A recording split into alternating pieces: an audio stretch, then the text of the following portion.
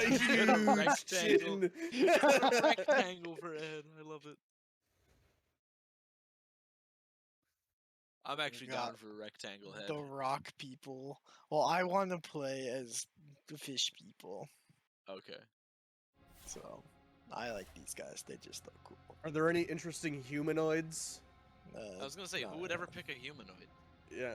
I might. Dwarves, orcs, and cyclops. Oh, these are boring. I might jump over to less cool general, just that way I do actually want to try my hand at actually casting. But if anyone wants to join and watch live, I've seen number 2. Wait, I've seen number 2. Join less cool general and do what we're doing here. I mean, you also could. These are like the cooler.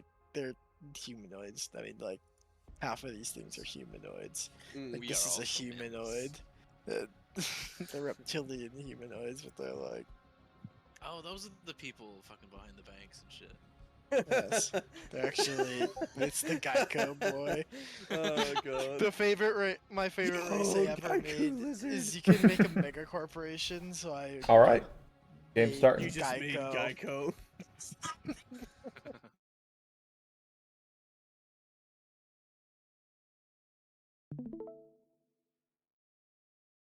Alrighty.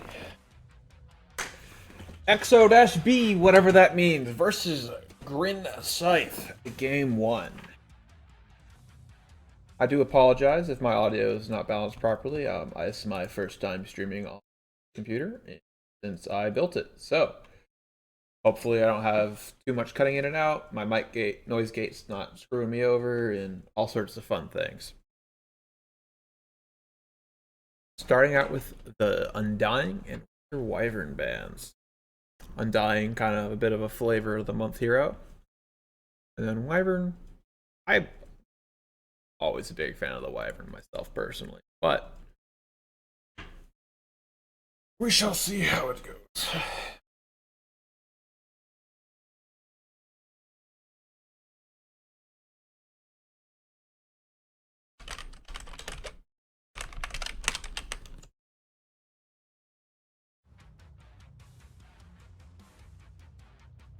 And the silencer, someone watched, I can't remember who was telling me, one of the main content creators for Dota came out with a brand new silencer is OP-esque video.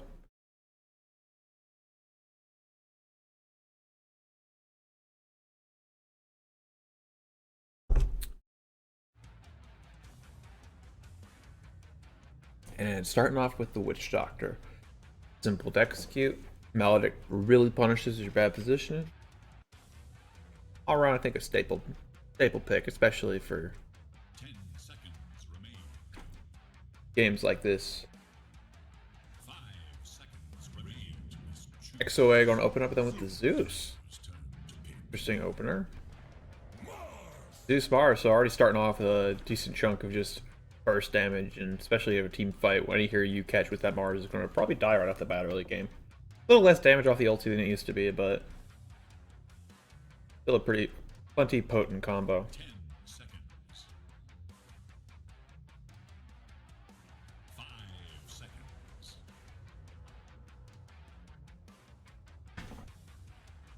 Starting to dip into reserve time.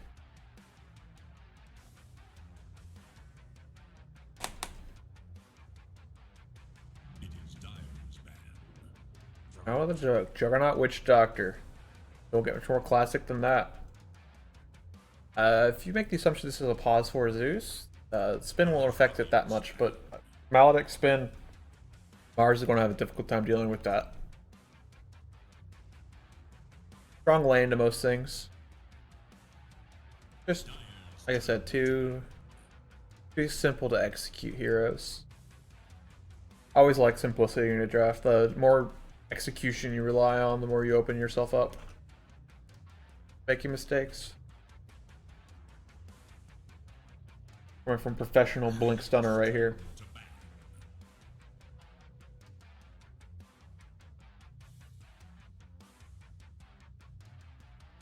Dire's turn to ban.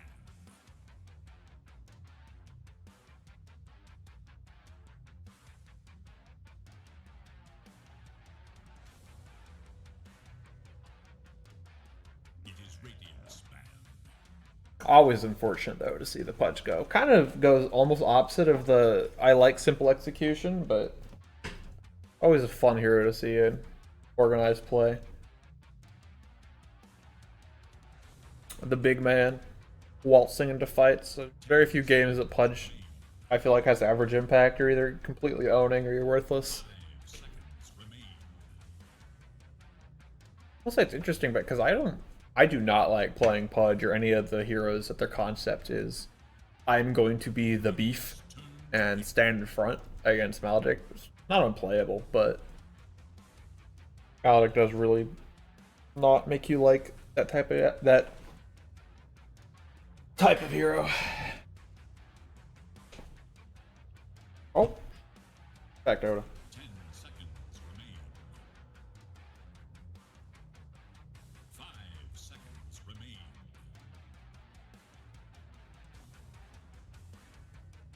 Dyer's turn to pick. I have to Venge. One of the so you won't see it because I have a nickname, but that is a Phantom Jellybean Classic if I've ever seen one. My good friend Tom. 10 seconds. 5 seconds.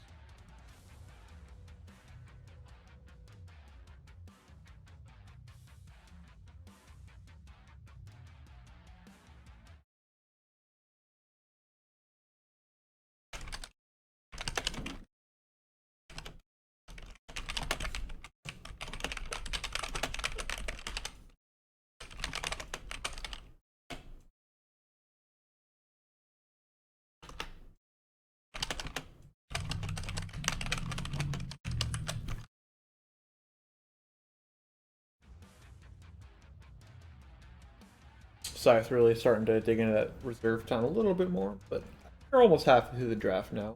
Half the reserve time. Dyer's turn to pick.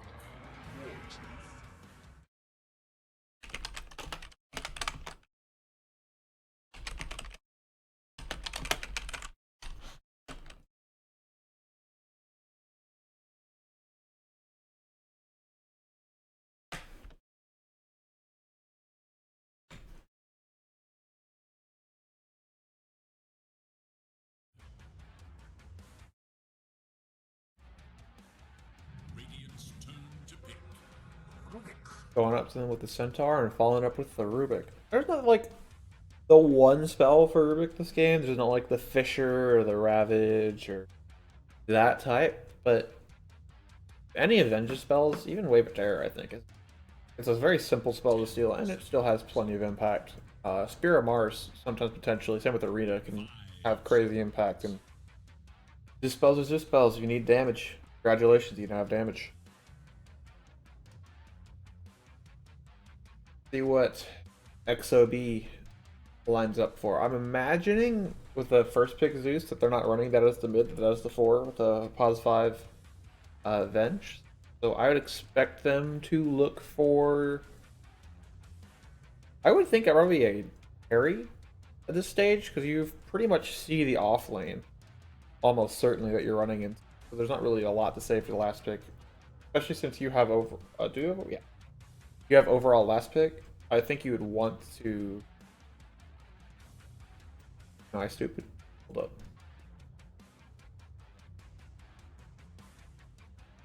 I don't know how these arrows work, actually. I haven't cast in such a long time, so.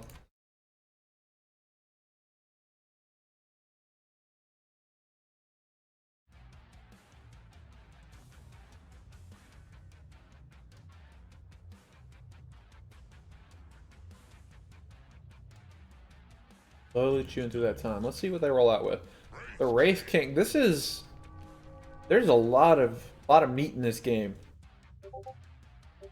Mars, Wraith King on one island. That Maledict is obviously effective, like I said earlier, but now you gotta kill him twice. You can't put a Maledict on him twice.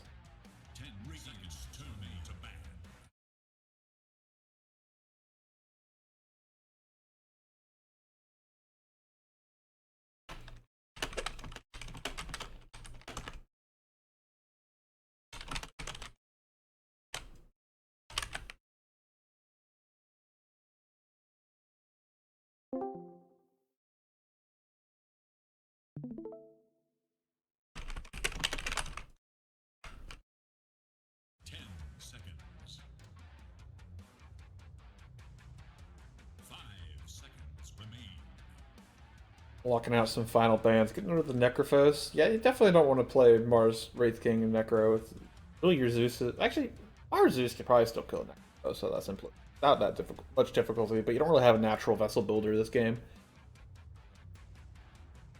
And the Ember, your instant catch only really is the Rubic Lift, which, mind you, after you get the initial catch, you can get them the Centaur Stomp, but catching a Spirit Hero can be difficult. Also, if I recall correctly, I believe the mid player for XOB is a proficient Ember Spirit player, but I do apologize, I'm not the most familiar with all the players in this game. And also then betting out the Void Spirit, so like I said, don't want to deal with the headache of trying to catch any of those elusive heroes. Can't fault them for that. I'm pretty sure anytime I'm drafting or recommending picks in a draft, I always end up at the end of the draft just being like, hey, catching Blink and Spirit heroes is going to be a pain in the ass. Let's not do that. 5 seconds.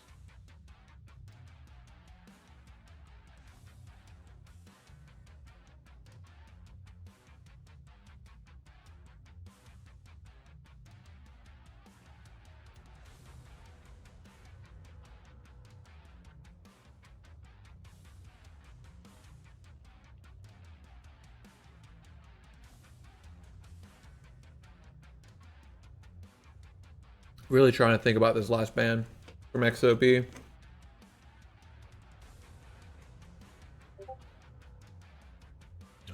Oh, you are watching? Anyway, it's pretty. Whenever you hear this, I am legitimately on a 5-minute delay. So, if you're chatting, I apologize. I did not respond to it immediately because I won't see it. 5 minutes.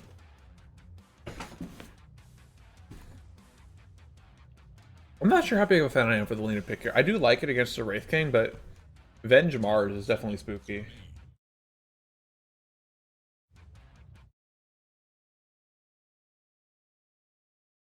Oh, never mind. I understand. My friend said they're just watching someone else, not watching.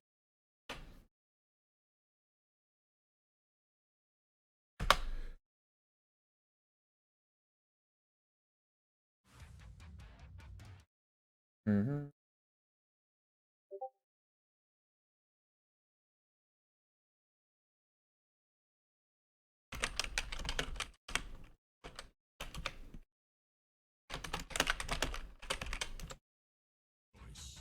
Last picking up the Snapfire. Oh, this is a mid Mars offline Snapfire, mid Snapfire, mid Zoo. I'm not familiar with the player, but the one thing I did call is a Phantom Jellybean Vengeful Spirit. I know my friend's Hero Puddle. Excuse me, Hero Pool.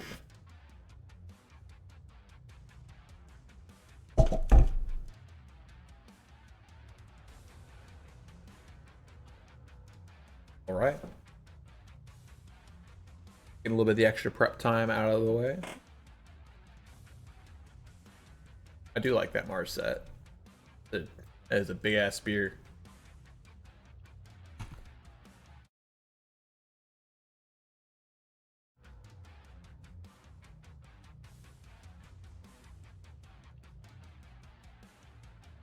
Always gotta love the little wizard vengeful spirit too.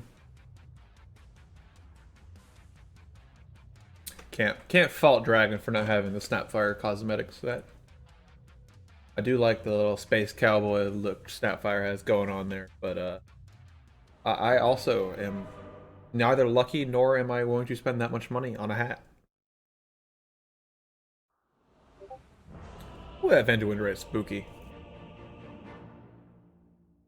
And holy Witch Doctor, level 30 Grandmaster tier Witch Doctor in this game.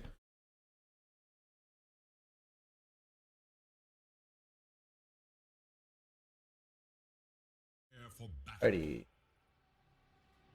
Gotta do a little bit of manipulation, make sure I can utilize my monitor so I can see both Twitch chat and Discord. Getting a little bit of lag, but I think we're going to steady out just fine.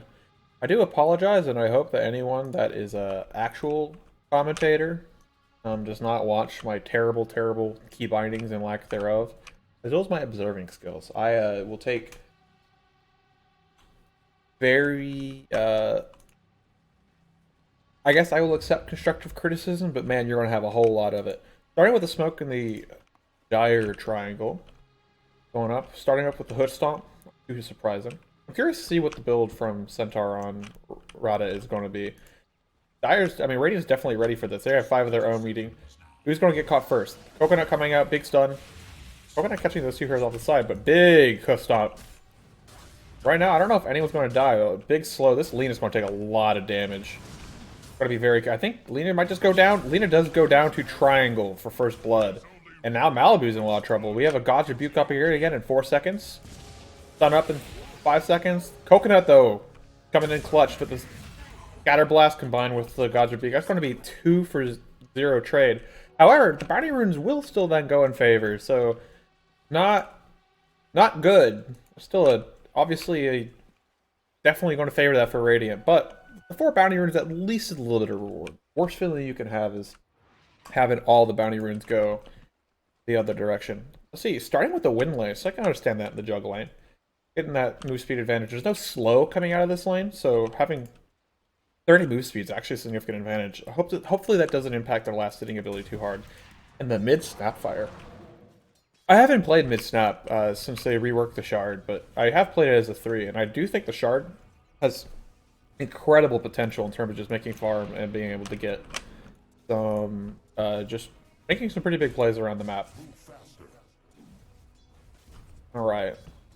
Looking at bottom lane, I expect both teams in this side to relatively farm. I don't think Centaur Rubik are going to overly pressure a Wraith King with Avenge to back up with a stun, but I think that they'll get probably slightly more out of the lane, just because I don't think you can really threaten a Centaur that well in this lane, especially if you don't go early. Double Ring of Protection, sitting at 4 armor with this almost 8 health regen off the bat.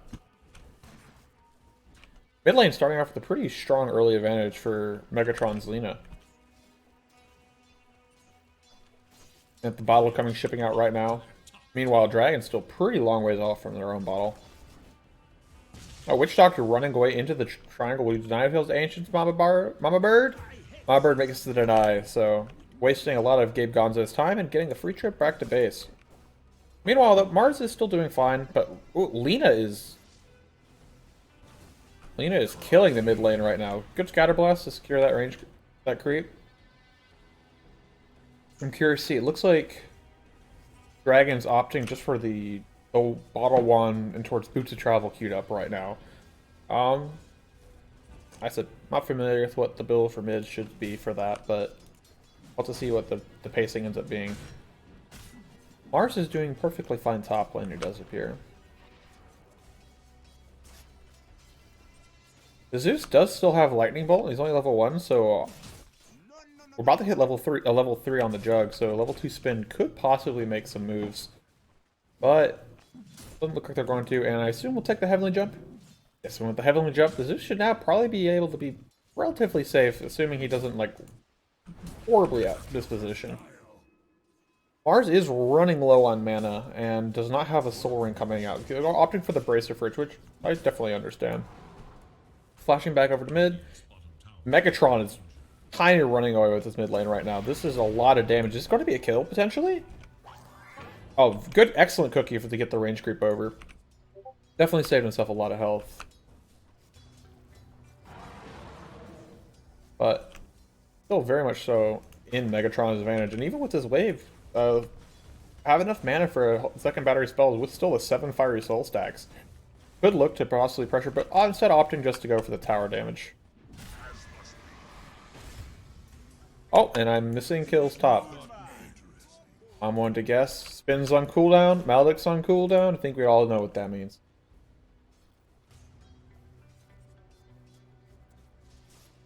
Blade Fury is still, what is that? Then another almost 600 magic damage at this level? Find that with a Maledict. That's, most heroes aren't going to be able to survive that. It looks like Snapfire is actually catching up back a little bit mid. Only basically a wave behind now instead of it being doubled up on.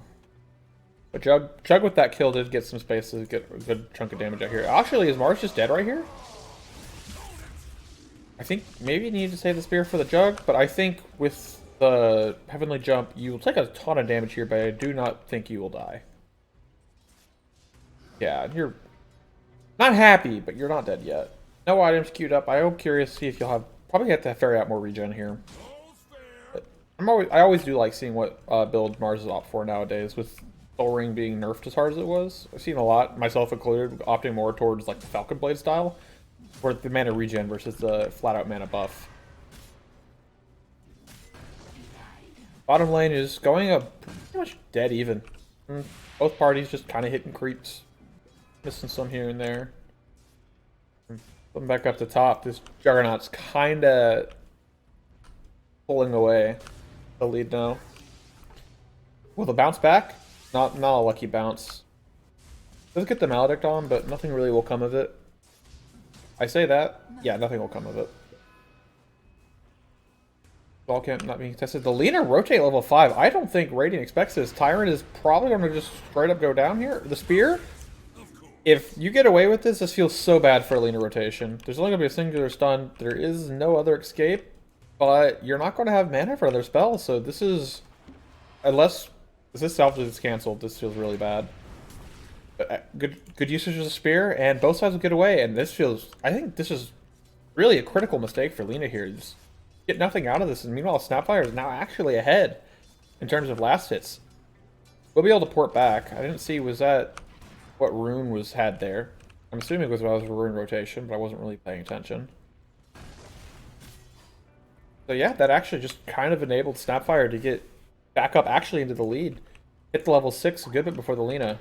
This could be a kill. I think it is a kill. And then the kisses will just take out the Lina. Dragon, well played, recognizing the fact how much damage this level 6 on Snapfire does allow for, especially if your opponent's not in a position where they can cast. And it does also secure the 6-minute rune for themselves.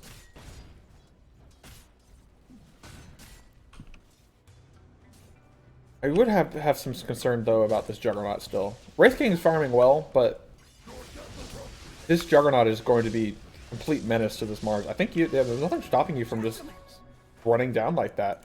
Will he tick out to the Maledict? I think Tyrant is going to stay alive on, yeah, about 100 health, a little more. Now this is the part of the game that it feels really bad trying to play a support into this Centaur. Up to level 5, has the money for the Vanguard. Actually taking a lot of damage here because not having the Vanguard yet matters a lot. And these skeletons are going to chase to the ends of the earth. The slow from the Wraithfire Blast is not going to be enough, but doesn't have boots. The crit not enough. The Wave of Terror will seal it out. They still has the money for the Vanguard, but excellent job of Radiant taking advantage of the fact that the Centaur was not as tanky as they appeared. But yeah, this Mars is way back here under tower while this Jug just clicks all the creeps. Maledict will miss. Heavenly Jump is a spell. And Rubik, I guess, ganked mid. Doesn't appear that anything came of it. Laguna did get used, though, so that's pretty big. I think this Lina has to be very cautious now, and there's not really a lot of kill potential roaming around the map now for another minute. And Snapfire, meanwhile, will have kisses up soon, so both has solo and rotating potential coming through. Mia Khalifa fanboy, classic. I do like Mama Bird. That's a good tag. I hear kisses coming down mid. Will they all connect? They will not. The lift from Rubik, no steal yet. Way too early for that. But this Lina still, the kiss is on cooldown, but Lina can't be here. The rune being secured is a double damage rune. I do like the opting for the maxing out the nukes. I feel like Little Shredder is a very valuable skill in some games with a value point.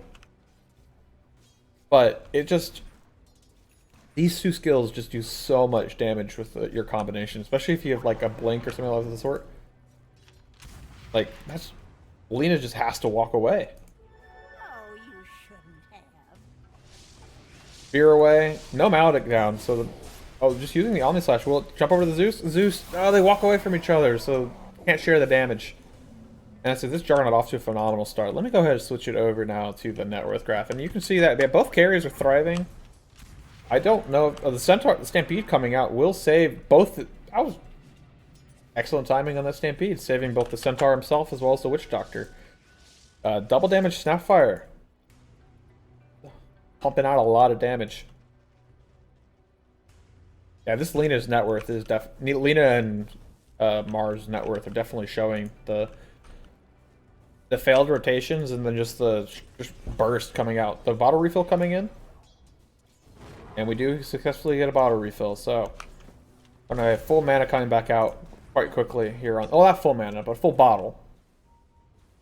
I think Lena just once again has to still remain careful. This is a interesting deep ward that they have down here. I guess it does spot Snapfire rotating, but I also do think Snapfire is the only lane you want to rotate to this game, which you can't really easily, is the jug lane. Getting the Maledict down before the spin, although being able to kind of outpace, but I think this Maledict will still seal the deal. Oh, it's going to be close, but I think he's dead. And that's so... What's the... And dying with the Tango. Securing the Invis rune. Lena has gotten maybe that one rune to start the first power rune, and then since then hasn't gotten a single one. These BOTs are going to come out actually super early. I do like this call now from Dragon. Getting a 10-minute BOT is going to leave so much map pressure. I feel like you have to just kind of ignore this Centaur at this stage, but they've proven a couple times that they can at least come close to killing him. So... Wraith King opting for the greedier farming skill build, which I think is probably the correct play. I also don't think he's directly threatened without a Lena rotation. And Lena doesn't appear to be in a condition to rotate soon. What does Lena have coming out on Courier right now? Why won't it let me check? Hello? Lena has her own BOTs? So both mids just going right for the BOTs, it appears. Is that right? It is just bottle BOTs. Not far opting in for a couple value items with the Bracer and the Fused Raindrops. With this Invis rune, it'll be difficult to move onto this jug just for the fact that there's a lot of magic damage, so you have to really combo your stuns together well. But if you do catch somebody, now they are leaving this Wraith King alone bottom, and he does have a skill point he can use for ultimate if he does get threatened. And Alina is rotating bottom with the Stampede. There's a 4-man rotation onto this Wraith King. Will he skill ultimate? It will skill the ultimate. Will he be able to rotate to help him, or will he just die twice alone? I think they've kind of left him for dead. And the Death Ward and Wraith King is just going to go down twice. And we'll tick out to this Maledict ticked, I believe. And he will. And this will just be a tower. The Centaur can just pulverize this tower. That being said, they are trading towers, but I definitely... Good move from the Radiant, recognizing that difficult to defend that top tower, especially into like a Mars arena, and that it would just be more worth their time to go ahead and put a spell on cooldown for what, 200 seconds? Yeah, 200. The casual 3-minute cooldown. BOT's opting for the Blink next. I hope to see the Shard come out. This Shard makes you farm like a monster. Giving away the Scatter Blast, there's not really a good spell you can give away as a Snapfire at this stage of the game. Because couple of 280 plus nukes or utility, and then obviously kisses are quite the spell. There's a big rotation coming from behind. The Mars' smoke is not broken or was not smoked to begin with. Will he be able to get this arena off? It just doesn't get the arena off, but there's no follow-up. And in the meantime, Phantom Jellybean getting run down by the spin. The pig pole spin might be able to escape. The Snapfire. The Snapfire can assist. I think these kisses are going to come in a little too late. Aiming for the Witch Doctor, and none of these kisses, only like the first kiss really connects, and now getting gone on. I think Snap 2, that's a difficult spell. Not necessarily an easy spell to protect, but potential really big plays coming out from the Rubik with this, with the lift into Spear. It's a lot of stun, because I think with Rubik, with level 1 Arcane Supremacy, it's off the ultimate. That's a stolen spell of debuff. So extra 10% stun timer on that. We're looking at like a 2.5 second, roughly. Now, this Centaur is tanky. This is a difficult go, although a lot of spells are getting whiffed. Hey, Steve.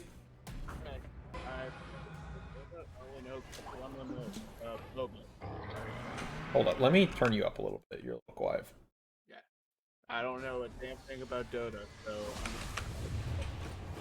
Well, right now it's... right now, Dire team, red team up here on the right is kind of running away with this game with a 3k advantage already at 14 minutes. This Centaur is just a wall that Radiant cannot get through. Can I curse or no? Oh yeah, you can. I mean, just don't get me banned on Twitch, but I have to think to make sure. Right now we got some wizards looking dude kind of just running away, and they're fighting a hand up there, and they're kind of getting their ass kicked. Excuse me, what?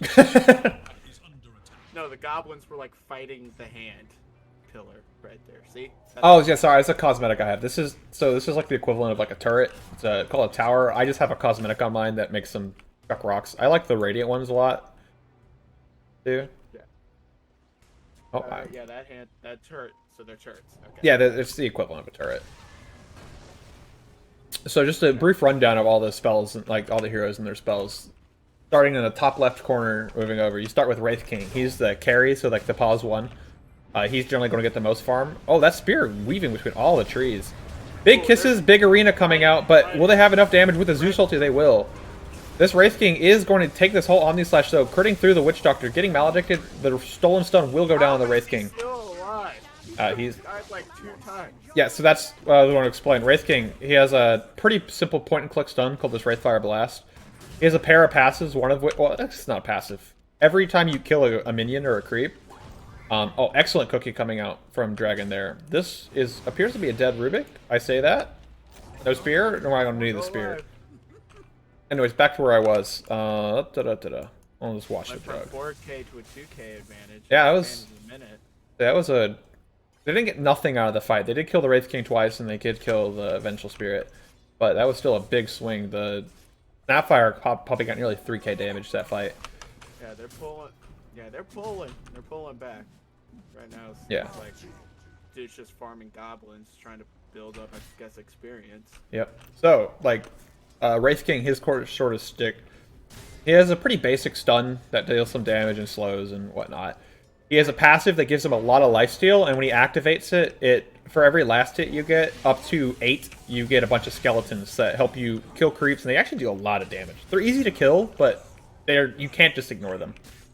He has a crit that's on a 4-second cooldown up to a 270% strike, and his ultimate is literally just reincarnation. On a 200 scaling down to 60-second cooldown, you just get to die and come right back.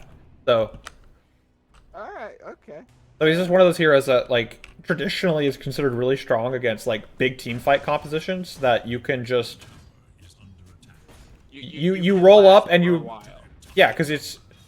They kill you once, and you're guaranteed to live at least for 4 seconds. Because they kill you in the first second, then you're dead for 3 seconds and you're right back. That being said, it is a really early game, a really long cooldown, like 200 seconds. He's going to be dead for a long time. Good pick off, though, on the Witch Doctor. Coming out from the spear. Is that a blink reveal? I believe that is the blink reveal from the Mars. Oh, wait, so he hasn't respawned yet? He's just been dead? No, he just respawned and then he died again immediately. Oh, okay. So, like I said, it's still on cooldown. You can tell what off ultimates cooldown by this little gauge here at the very top of the screen. So you can see... I don't know if you can see my mouse. But Wraith King... I know, but I see at the top of the yeah. screen. So the little green diamond. So green diamond means available, black diamond means unavailable, and then if it's a blue diamond, it means it's off cooldown, you just don't have the resources like the mana to use it. Alright. This is pretty dangerous for this jug now here. Oh, I'm lagging a bit? Uh-oh. Uh-oh. I am disconnecting from the game. Can you hear me? My internet die? Hold up. Steve, speak to me.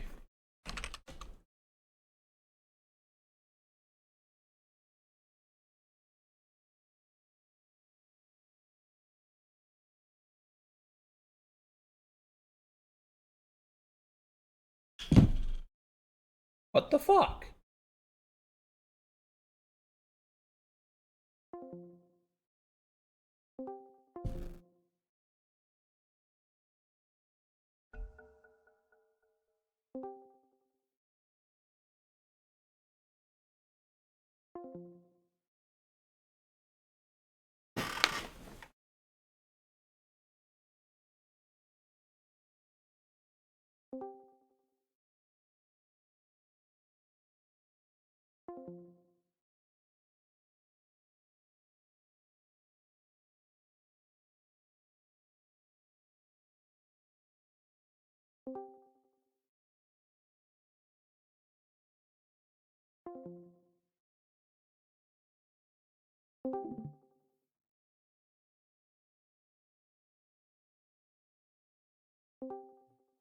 Hey, can you hear me?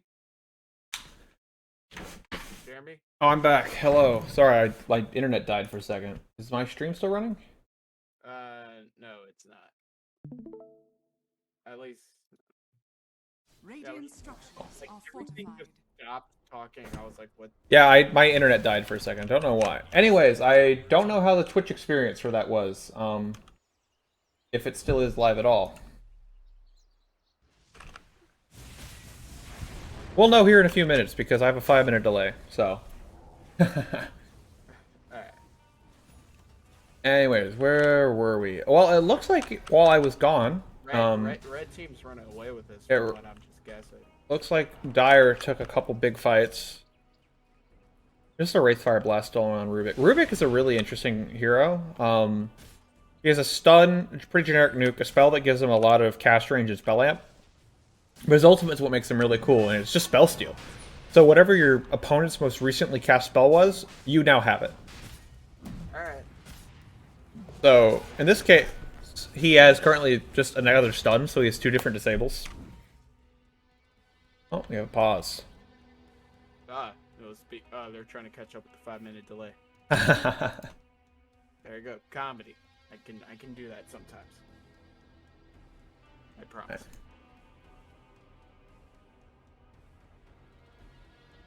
Reason, lag. Like, Jackie Chan says, like, Jackie Chan. fix Malibu. Why is someone's name Malibu? Oh my god. Got Megatron, Malibu, Rada, Mama Bird, Smiley Face, and Jackie Chen versus Triangle, Dragon, Tyrant, Phantom Jellybean, and Gabe Gonzo. Alright, the best name is Phantom Jelly. Phantom Jellybean is my good friend Tom, which is why I'm casting this game. And he was my Pause 5, so my support player for my team last season. They got 2nd place. Oh, wow. So, Good shit, Tom. Tom is a gamer. An absolute gamer of a man. Phantom fucking Jellybean, they might say. We're also rocking the Harrison tag, God rest his soul. God. He's not dead or hurt or anything. He's just Harrison. He's a herald. So, God rest his soul. Agreed. all right. Right. And let's Now just we got animal cruelty happening, and the animal cruelty is over. PETA will get in touch. yeah, clean up our estimations. Going for I can only do color and just make jokes. That's all I could do because I barely understand what's going on. oh yeah. Team fight. So you want to destroy enemy base, to kill enemy base. You usually have to kill enemy hero. Yes, Congratulations. Yes, You now know I MOBAs. I played a little bit of another MOBA that I don't think I can name right now. You can talk about League of Legends. Yeah, I played a little bit of League of Legends, but only with friends and only ARAM. You heard me literally call towers turrets because I was trying to make a comparison. So Okay. now let me get back open some game stats here. Let's look back at the net worth. So 10K at 20 minutes. Not the most. Arcane boots and a fluffy hat. It's a nice hat. Let's be honest. It's a It nice is. hat. Oh, that's very fortunate for the Mars that will bounce that way. But It's just like- excellent swap. Damage. It still will go down, and now Wraith King's in no man's land. Oh, this is kind of disaster. Oh, Gonna trade 3 for nothing. It'll use a lot of ultimates, but I think this will just lead directly down to mid tower push. This Jarna also doesn't have healing wards, but oh, we're getting a little taunt action down here. oh, the disrespect. I love it. That's good. Right now, they're just... So we'll be able to run through this, and honestly, if this Centaur walks up and tanks this tower, which I don't think we're not going to let him, but they may be able to take this tier 3. At least they force out the glyph. I hope that Radiant noticed the fact that Witch Doctor walked over here and just slapped some wards down, because that would be a good find. There should be healing ward up pretty soon. 15 seconds to healing ward, so you probably do need to back here with everyone coming up. Mars could blink Arena catch people here. There is a BKB on the Arena, but the BKB will come out. Big hoof stomp, but there's no follow-up right now. There's an arena going on, and, you know... Well, I mean, honestly, all things... First, all things considered, that's pretty good. This Lina is no BKB, in pretty deep. This Wraith King, though, does not have an ultimate. The spears are not going to work in their favor.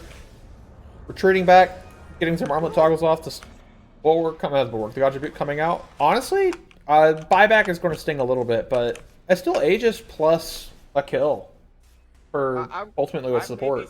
Stupid, and this is just me, but I think they took a bit too long trying to get rid of some of the members of Red Team because they were able to get like some more kills in that little team fight. Yeah, it was.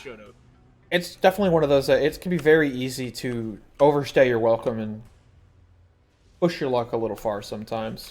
Yeah, but it felt like. But if they make this catch on this Juggernaut, and this is a really hard catch. This the Juggernaut's first spell, Blade Fury, gets some magic immunity potentially, but they're not going to chain the stuns together perfectly. But a lot of damage put off, but they still don't have a blink. And a big hoof stomp coming out with a stolen Gotcha Boot. Gotcha Boot's not that important. The healing ward coming out. This Centaur, I don't know how you kill this Centaur. He's so tanky. Big Omni Slash coming out. I think this is Wraith King going to go down. Does have his ultimate, but he's very alone. How you and he's going to go down. And the swap, I think that was a swap on enemy, and Fantasy Jellybean will just go down. That's going to be a 3 for nothing. They get the teleports out. They do make it out. One of the dudes and like just couldn't catch him, which then led to like the team getting absolutely shit. Yeah, like I was saying, this is if they comboed their stuns together a little better. The cookie was just a little bit off. So this spell here gives magic immunity, so most spells in the game will no longer affect you. It lasts for 5 seconds, and so it's difficult to catch him. And if you don't chain your disables together perfectly, he'll just start spinning and running away. Zeus is going to deal a decent chunk of damage here, but only level 1 Arc Lightning at this. I mean, obviously, as a support Zeus, when without a shard yet, it's going to have a hard time really pushing them off the objectives here. There is a Blink Arena, but without Kisses, I don't really know. And without now I have Spear, you don't want to go for the Arena. Got a couple skeleton charges up. A little bit patient.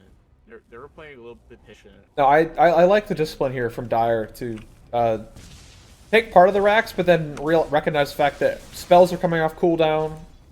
You're running low on mana on your Lina, and that just to play more cautiously, because, like I said, this is one of the lower divisions of AD2L, and even with high level play, it is incredibly easy to have a commanding lead. Like 18k is a strong position to be in, but you take a couple mistakes, and this gold graph. Let me see if I can. Yeah, this graph right now, even the win percentage is very much in their favor. You can see there's little spikes up here and there. All it takes is one of these spikes to bounce back up and stay going up. I've come back from bigger losses than this. Also, this Centaur is in a bit of no man's land, but the Lina's coming in. Does Lina want to stay around, though? It doesn't look. They look like they don't want to leave him for dead. And Centaur will go down. He can die. It just takes everyone there. Opting for the full Pipe of Insight. They just gotta group together and hit him till he dies. That's an SAO strat.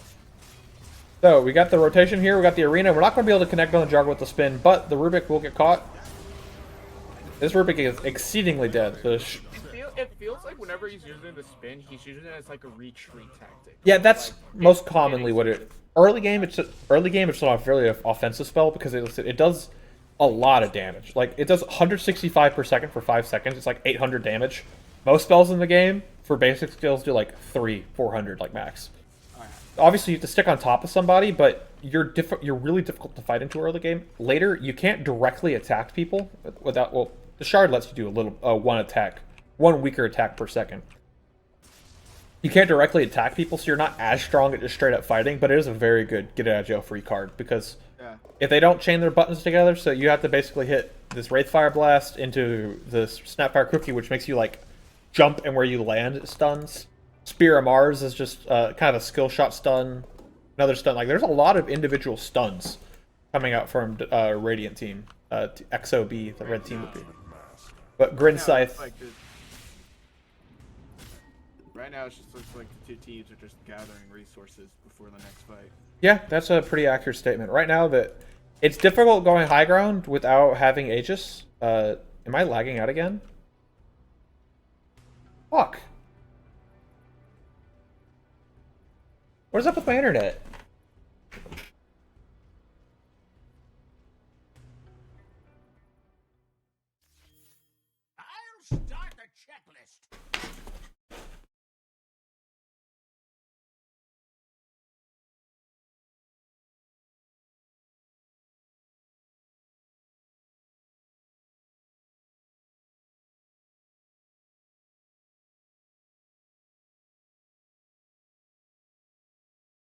Hello? Hello? Hello? I don't know what the hell is happening to my internet. It is struggling. I do apologize. It doesn't appear that I missed any fights. Give me control. There we go. Yeah. Lena walking out of full Silver Edge. So Silver Edge, it gets you invisibility. When you attack out from the invisibility, it will break passives, so it'll make it to where your passive skills like your crits and things like that won't work. Big Kiss is big arena, but this Wraith King's just kind of sitting here the whole time. Not going to go down, though. The Cookie not going to come out. Big Centaur Stomp. Will Wraith King be able to walk away? No BKB, and it's affected by Alex, so you have to disengage. There's almost a Daedalus on the Snapfire, though. That is something to pay attention to. No one has fault. Oh, the stolen swap coming in from Rubik will swap Phantom Jellybean to the death. And that will be a lane of mid-racks. Losing that one here are a lot of resources. That's almost every one of the teamfight ultimates all on cooldown now. And as a double damage on this Lena, you're not going to be able to keep your buildings alive here. Honestly, this might be the beginning of the end here. This is so much damage. The Mars could go down here, too. It's cooking forward into the Yules. I'll get some blink away from the Yules. Is that his own Yules? This is his own Yules. I haven't seen Yules on Mars in a hot minute. Meanwhile, this lane is still just clicking buildings away to our heart's content. That's 2 full lanes of barracks down. And when you lose these barracks, so these buildings here, which are protected by your tower, it makes all your lane creeps stronger. So now these creeps, not these creeps. These mid ones are super? Yeah, so you can see there's super creeps here. These ones hit for 48 damage and they have 776 health. If you compare that to a Radiant lane creep, hit for 25 and have 500. So these creeps are going to just beat the ever-living shit out of these ones without heroes interrupting. So your lanes are constantly going to be in a bad position. That being said, Radiant does have pretty good wave clear with the Snapfire Mars. So you can deal with it, but that's another tower going down. If they get all 3 lanes of barracks, that's going to be Mega Creeps. And Mega Creeps is usually kind of the end. It's not formally the end, but it makes it to where your map position is always so terrible. That is a swap. Word? He got swapped all the way back there. Holy shit, he's way out of the fight. That will bring the Rubik down, but I don't think that's going to be nearly enough. The Kisses, the Mars Arena, the carry going down just for a Rubik? Stuns are coming out, but there's no shard yet. Phantom Jellybean is so poor. Right? I don't know if red team's just trying to take out all of the turrets or towers, but they seem to be struggling just to like get in and like finish off. Yeah, so... Despite the advantage that they've had in all the fights. Well, it's, I guess, like I was trying to explain. Every time you kill, when you kill these buildings, it makes it to where even when you leave, then that side of the map is going to be constantly under pressure by the creeps. So that's generally the safer way to play the game, is just take all the lanes of all the racks. That way, even if you mess up, you're in a strong position before you actually go for the throat with the ancient. That being said, there are definitely times that you can go directly for it, but going for the safer play here and going for the Mega Creeps. Did we get the Mega Creeps first? Take a look at these Mega Creeps. These Mega Creeps have 1,270 health and 100 damage, and the Range Creeps have about the same health, plus with 133. You compare that to the Melee Creeps that are walking around here, you hit for 31 with 300 health. Like, right now, Grin Scythe, what you're referring as Red Team for Dire, could probably set their keyboards down and walk away, and it would take everything that the Green Team has with Radiant to just stay alive and defend from these little minions.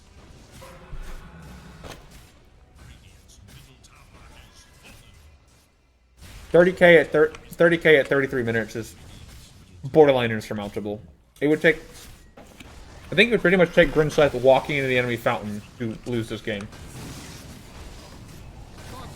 They will bring down the Rubik. No detection for the Lena. And there's no ultimate as Wraith King. It looks like the tower, Ancient may go down anyways. And Ancient will take over, and game 1 will go to Grin Scythe. Wow, that was domination. I feel like it was pretty good back and forth for a good chunk of the game. Early game, Grin Scythe got off to a strong start, and then kind of threw it away, and then just kind of clawed it back. The net worth doesn't really show the story completely. Wraith Team was having a good time, but then at this stage of the game, like the first 5 minutes, the snap. It felt like the Snapfire was falling way behind the Lina, and then the Lina made a rotation that nothing came from it. So this hero, Yeah. she walked off to the other, to basically go fight the other team, and got nothing from it. And let her opponent catch back up. But in the end of the day, what? How do I get back to that screen? There we go. By the end of the day, the winner probability, the net worth graph, all of that, you can see it hits about a little bit before 20 minutes, back and forth, and then it pretty steadily just then goes downhill for XOB in Grin size favor.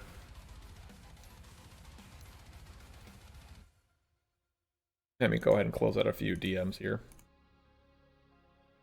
Yeah, before that game, I almost had to go stand in last minute, but I'm guessing since they're currently in a lobby that they didn't need me.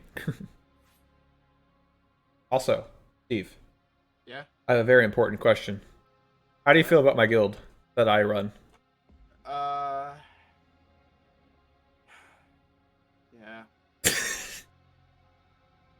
You are so lucky I'm a nice friend.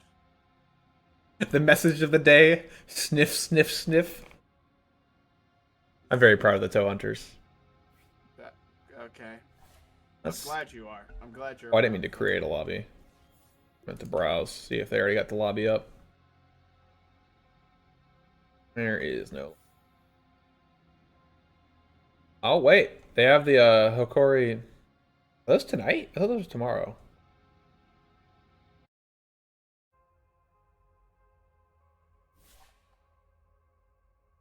You listen to the song "Toes" by Zach Brown Band? No, I have not. It's Which it has nothing to do with actual toes.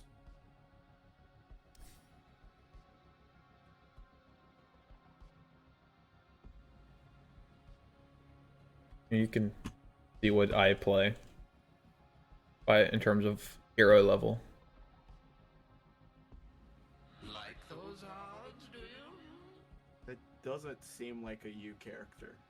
So Just from it depends. I play a mix of supports that are usually like Oracle is one of those heroes that when you kind of have the ability to both be like the most powerful hero for both teams. Like you can screw over your own team incredibly hard with Oracle. damn, that's way So- too much work for me. Your first skill is it roots people, so it basically makes it to where they can't move. It's not a stun; they can still cast spells, but they can't move around. It depends on how long you sit there and charge the spell, and it does a decent amount of damage. And the more important thing is it dispels. So any debuffs your ally has on them, like if they're slowed or they're affected by a damage over time spell or something like that, then you can get rid of it. Or if you put it on an enemy, you can get rid of the buffs they have on them, like plus attack speed, plus armor, plus move speed, things like that. You can get rid of. Its Edict makes it to where the opponent or the person, ally or enemy you cast it on, can no longer attack anybody, but can also take no damage from spells. Your third spell is a pretty good chunk of damage that it deals instantly, but then it regens more damage over time. And has a really low cooldown. And then your ultimate makes it to where your ally that you cast it on, it locks their health in place, so they can't technically take damage for 7 to 10 seconds, depending on the level. And at the end of that duration, it calculates how much damage they took versus how much healing they took times 2, and then sets their health to that. So it buys them time, and if you have enough healing, it'll just flat out save them and they'll come out full health. Interesting. But the combos come in that you can throw Purifying Flames on an enemy, deal 360 damage, and then immediately dispel the healing from them. Or you can, on your ally, you can put Fate's Edict on them, make it to where they can't attack, but then you effectively throw this spell at them, and they don't take the damage, and they just take the healing. So you have to use combinations of all your spells to use it to the fullest effect. Now this is probably more of a hero you'd expect me to play. Oh yeah, that This yeah. is Mars. Mars is a Chad. I could tell he's named Mars. Mars was in that last game. He was the big red dude who's summoning the arenas. So you have a passive that just makes it to where any attack that hits you in the front, you just take way less damage, 70% less. And additionally, allies that are behind you, if you activate it, you'll redirect projectiles thrown at them to yourself. You have a Spear of Mars, which is you throw a spear, and it's like a skill shot stun, and it impales the first enemy it runs into. And if it locks into a tree or a wall of any sort, it'll stun them for a decent chunk of time. God's Rebuke is basically a crit. It's a big AoE like shield bash that does your attack damage times a multiplier and does a big slow. And your ultimate just summons a giant fuck you arena that you can't get it. You cannot walk into or walk out of if you're an enemy. And so you just isolate team fights or just say, no, you're staying here with me and fight me. Very satisfying to play. And then here's... I have a special cosmetics on my man here. If you'd rather see what he normally looks like. Or I'll go back to default. This is Axe. That's his normal. Yeah, this is his default, no cosmetics. Damn, that sucks. Go back to the cosmetics. So I pretty much use Days of the Demon, but I also equip the Immortal Fists Unleashed, so it turns Axe into a man who just swings his fists. Yeah. And this one is funny because it's just, he's in a loincloth, literally. Like, the whole thing is. But I like the Oni set. I think it's cool. Killer-ass tattoos, though. Yeah. Axe is also kind of a Chad character. You have a spell that it makes enemies fight you in an AoE. This one, if they run away from you, they get slowed and they take damage per second based on how much armor you have. This is anytime you get attacked, you have a chance to immediately counterattack an AoE and pure damage. And this is if your enemy has a certain health threshold, they just get deleted from the game and you take armor from them. Oh my god. Oh, it looks like we got game underway momentarily. Megatron's asking if they're ready to go and then is not ready himself. Who is Gabe? I gave your mom these nuts? That didn't work. It works enough. Works well enough. Who is MJ? She M'd on my J? That didn't work. Guys, please kick MJ. Wait, why does everybody want to kick MJ? Who is MJ? She married on MJ my literally cannot be in this. Like, MJ does not meet the qualifications. It's too new of an account. No password on the lobby. De jamais jugar. Something to play.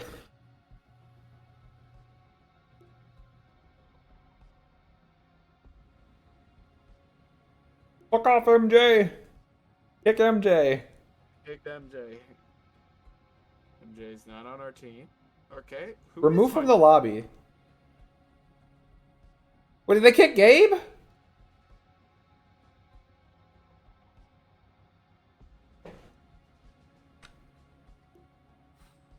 Rip Gabe.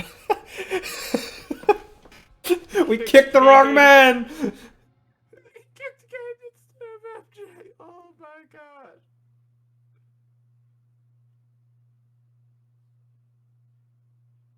Remember when I said Megatron had free damage? True, that's why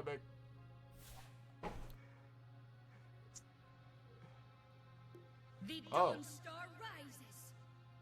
Oh, I guess I gotta play Dodo now. This is Hammer Mommy, also known as Dawnbreaker. Yeah, so Dota 2 is free, right? It exacts a heavy cost on your soul, but it is no cost to enter. A heavy cost on my soul. Well, you see, with all the hours I've spent in Smash Brothers, I don't think I have a soul right now, so. You're the dire. You just need to stretch your wings. Not a cool password. All set. Your ashes will fall like rain. Steve, That dude had snake for feet. Razor. Yeah. Yeah, I don't know if I like this cosmetic. It's a newer one, but I'm switching up for what I've been using. Why does he look like the Lich King? He's the Lightning Revenant. No, but he sort of looks like the. I One mean, of his skins looked like the Lich King from World of Warcraft. I mean, Dota is a mod from Warcraft that Valve bought the rights to, so That probably sounds- was based off it initially. Dire's turn to battle. Like Wraith King, who's carry that I was talking about, had 2 lives last game. Used to just be flat out Skeleton King, and then there was some copyright problems, and now he is back to being Skeleton King. If you have a cosmetic for him, if you don't have this cosmetic, then you're back to Wraith. Like Wraith King's cool. Lich King is like one of the few World of Warcraft characters I actually know a bit about. XOB sticking with the Undying ban. No one likes zombies in their game. Exactly. Unless it's COD zombies. And they banned the. I just realized Skeleton? I left a lot of meat sitting at my counter, so I need to go put that in the fridge. Oh my god, terrible streamer.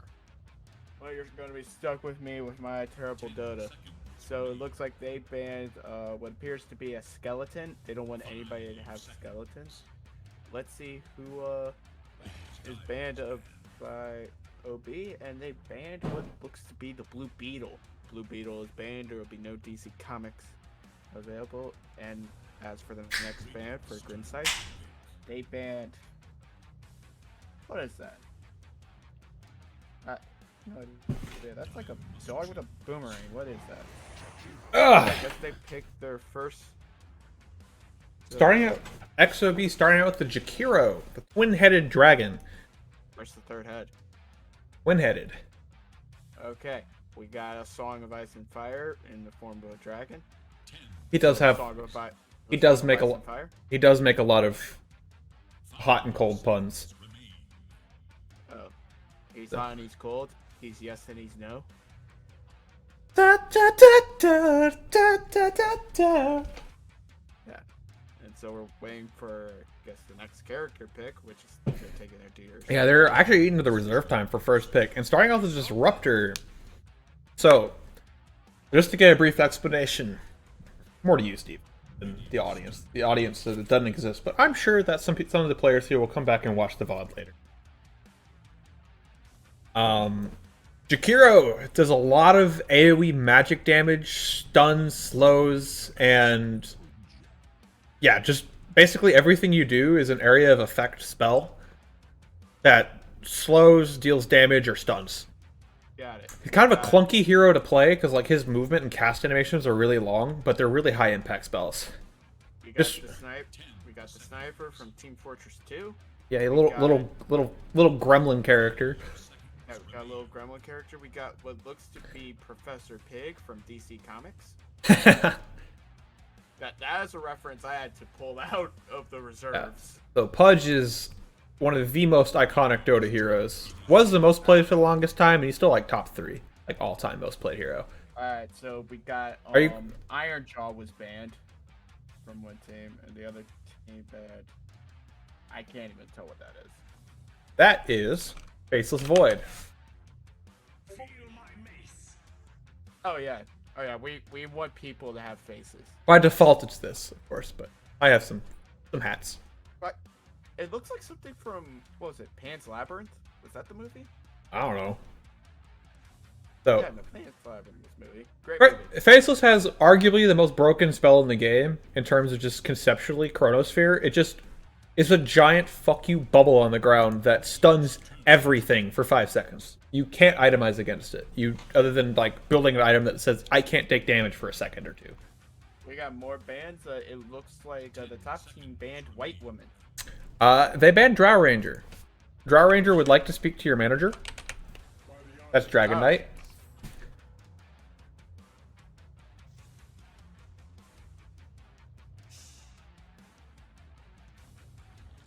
Drow Ranger's a backline hero who does a lot of damage and has her ultimate basically makes it where she'll deal extra damage or right clicks to have a chance to ignore armor. So you just some heroes can get what just happened.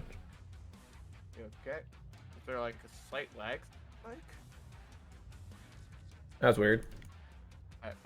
we're Huh. back. Anyways, I'll get back. I was explaining Disruptor. That hero, basically, what he does is that he has a spell. His two main spells are Static Storm, which is a pretty large AoE on the ground. It does some damage, but it silences you. You can't cast any spells. And then you have Glimpse, which I think it's 4 seconds. It has a really long cast range. It's like one of the largest cast range spells in the game. And when you target an enemy with it, it'll teleport them back to where they were 4 seconds ago. So if someone's running away from you, they think they get out of dodge, and then you go, actually, no, come back here. And it lets you set up all your other spells. So it's one of the best heroes for just like, you thought you got away? Psych! So let me get over here. Right now they got 10 seconds to decide on character. And they've decided on character. And Clockwork! hey, it's Clink. I love Clockwork. Clockwork is one of my most played heroes. Right now the other team has to pick a character. Look at this little guy. I got him. Oh, he builds starts. So Clockwork has a spell that around him he's constantly dealing damage and stunning. He puts up a little walls around him called power cogs. He has a rocket flare that just is like a nuke that grants vision, and he can cast it anywhere on the map. And his ultimate is just like a grappling hook gun thing that he just latches onto an enemy, stuns them, and it pulls him to their location.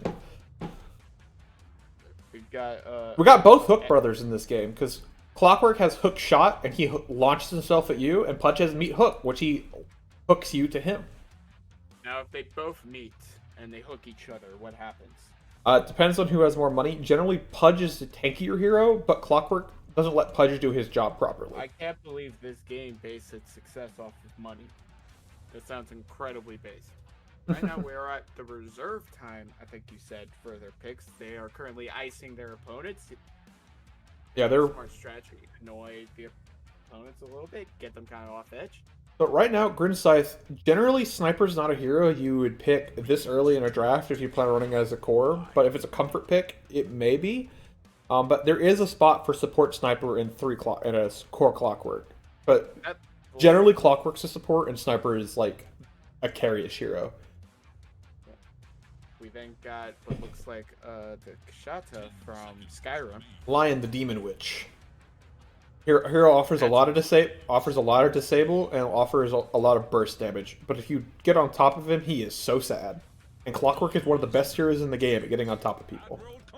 Nice. We got we got a pirate, just kind of chilling, kind of slightly out of place. You got dragons.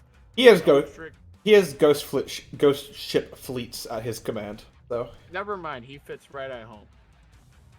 Yeah, the most out of place person here are Sniper and Clockwork. Sniper is just a dude with a gun. He's just a dude with a gun. And Clockwork is a dude who built himself like some battle armor.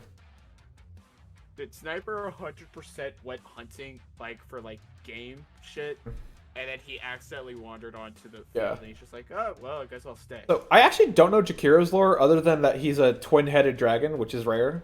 Pudge is he is the butcher of the endless fields of carnage. So, basically, it's a battlefield that's, like, eternal, and he just cleans up the battlefield, is his job. Lion literally, made a deal with a demon, lost, and then said, fuck you, went down to hell, and killed the demon, and then came back. That's some of the most base shit I've heard. And Kunkka is an admiral who has ghost ship fleets and has some water powers and shit. He's the most normal one out of all the people on that team. Yeah. And they got, oh my god, what the hell is that? Sand King. Are you sure that's not Scorpion King, played by Dwayne The Rock Johnson? That is, in fact, Dwayne the Cock Johnson. Dwayne the Cock Johnson. Oh no, not the cock. So, we have a traveling Storm Warden, we have dude with gun, we have dude with battle armor, and we have literally, the Emperor of, the Sand Empire. It feels weird that the Emperor of the Sand Empire is currently riding with a dude who just built battle armor. Anyway, so they made a ban. They banned something. I don't know. I don't really care. They banned Troll Warlord, man who literally becomes too angry to die. You cannot set his health past 1. You can't put his health past 1 because he's one of the better heroes in the game at just fuck you, I'm fighting you. And Pudge and Kunkka are 2 heroes that are really beefy and don't like it when someone can just sit there and stay on top of them forever. Yeah, and they banned Phantom Assassin. An assassin. Nice. Phantom Assassin. Phantom Assassin has a spell that throws a dagger that slows and deals a percentage of attack damage. A blink strike, which means she jumps on top of people, like teleports on top of them and does a lot of extra attack speed with lifesteal.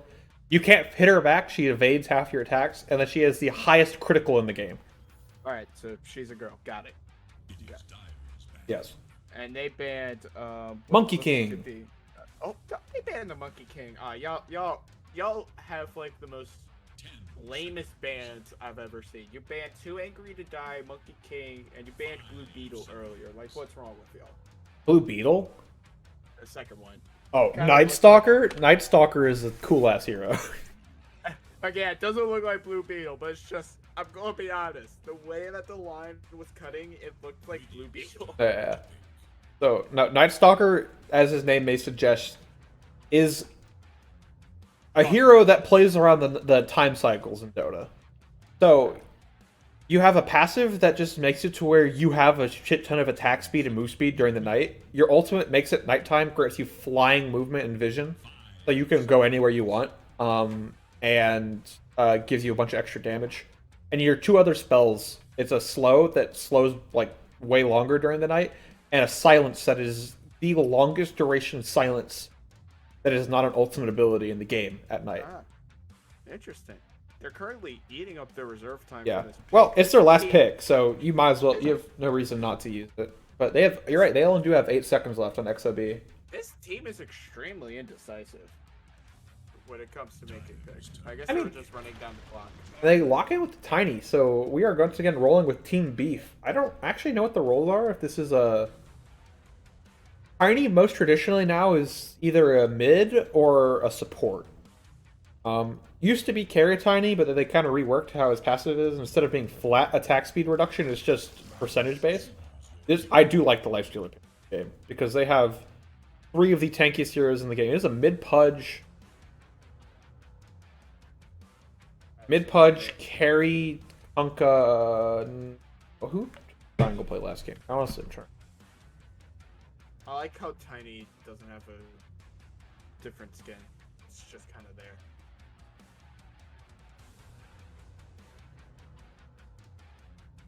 What a triangle. Triangle is the carry, so is it a... It is a carry Tiny. That's definitely not the norm nowadays, but it can still work. It does a lot of damage. So Tiny is a hero that he has 2 spells that combo together to be like one of the better just magic damage combos in the game with Avalanche and Toss. You throw out a bunch of rocks on the ground, it stuns people, and if you toss, it's also a single target stun that can reposition, but when they're tossed, they take double damage from Avalanche. His 3rd skill is tree grab, so you just grab a tree and it gives you extra damage. And cleave, so you hit an AoE. And your ultimate makes you bigger. You grow. That's literally the name of it.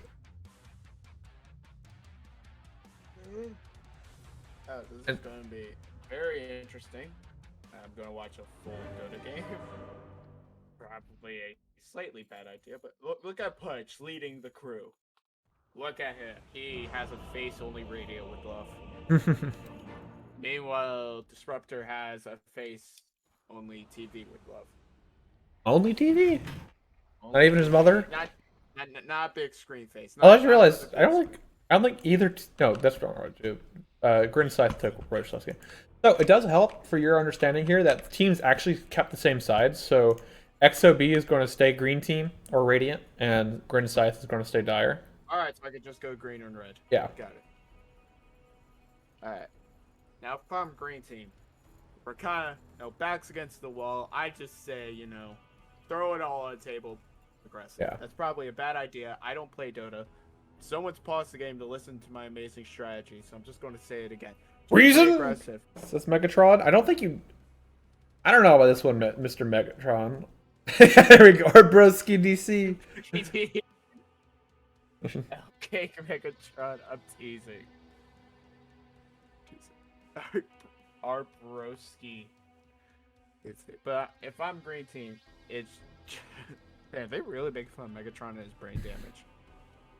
I mean, to be fair, they had a random join the lobby, and then he kicked the player and kept the random. So... Yeah, so dude struggle a little bit, but Autobots rule. So, I think Get out here talking about Autobots. Dyer's draft, or not Dyer, XOB Radiant's draft, Green Team. They have their 3 cores are all going to be really, really tanky. They just naturally have really high health gains, and they'll deal a decent amount of damage. But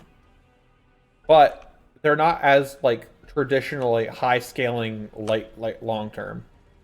Lion will offer a lot of disable, as will the Jakiro. However, on the other hand, Grin Scythe picked Lifestealer, whose entire thing is that the more health the opponent has, the more damage he deals and the more he lifesteals. He does percentage-based damage on his right clicks. So, if they don't really deal with this Lifestealer, it doesn't matter how much health you build, he will eventually chew through you. Also, he's a fucking disgusting hero. Look at this. Oh my god, that is... Yo, put that down. Put him down like Old Yellow. Oh, we have action happening. I'm missing First Blood because I'm watching Pudge run down a Clockwork. How do I get out of this? There we go. That's the goat Pludge. Alright, so someone died. Yeah, Clockwork got run down. It looks like probably got Earthspike into Torrent with the Pudge sitting on top rotting. The First Blood will go in XOB's favor like it did last game. And they will... This time they will also get a rune. Last game, they got 2 kills before the Horn even started. So, like, before the game officially started with all the creeps. But it was compensated by that. What's this disruptor do? Oh, you're going for the D-Ward. I like it. I do predict that Pudge will have a hard time in this lane long term, but early on may have a good shot. Let's go last system. The hero at the bottom is just sightseeing. Oh, never mind, he's gone. Yeah, he was teleporting away. So you don't want to be Phantom Jellybean here. This battery assault spell you can see is a major nuisance. It does mini stuns and a decent amount of damage. You really don't want to engage with Clockwork when it's active. Sand King's main weakness as a hero, in my opinion, is that his first few levels are really weak, but then he scales up really quickly to where he gets a lot of farm and deals a lot of damage fast. It's just early game, he kind of doesn't do anything. But if they take advantage of the fact that this tiny Jakiro should be fairly strong, but if Sand King gets through it, he'll probably have a good enough time. Pudge right now is actually completely owning, has way more right-click damage than the sniper. They're just strictly by sheer stats alone is getting ahead. Good deny coming out. Top lane, Lion's just being annoying.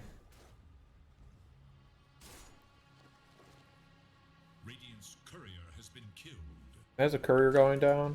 One side's misstep is the other's cunning plans. Someone lays blame.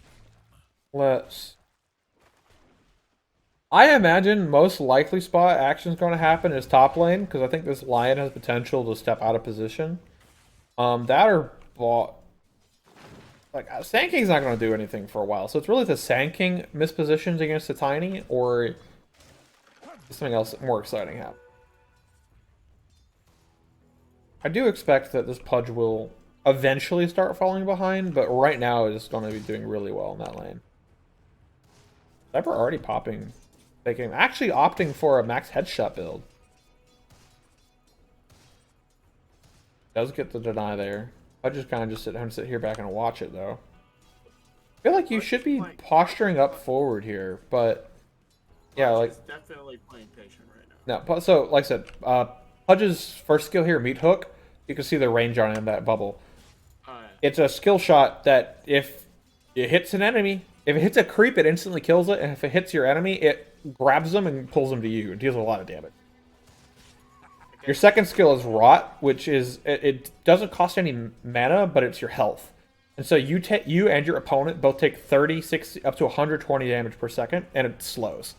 So this skill makes it to where you basically don't take damage from Rot when you activate it, and it gives you passive strength for every kill you're near.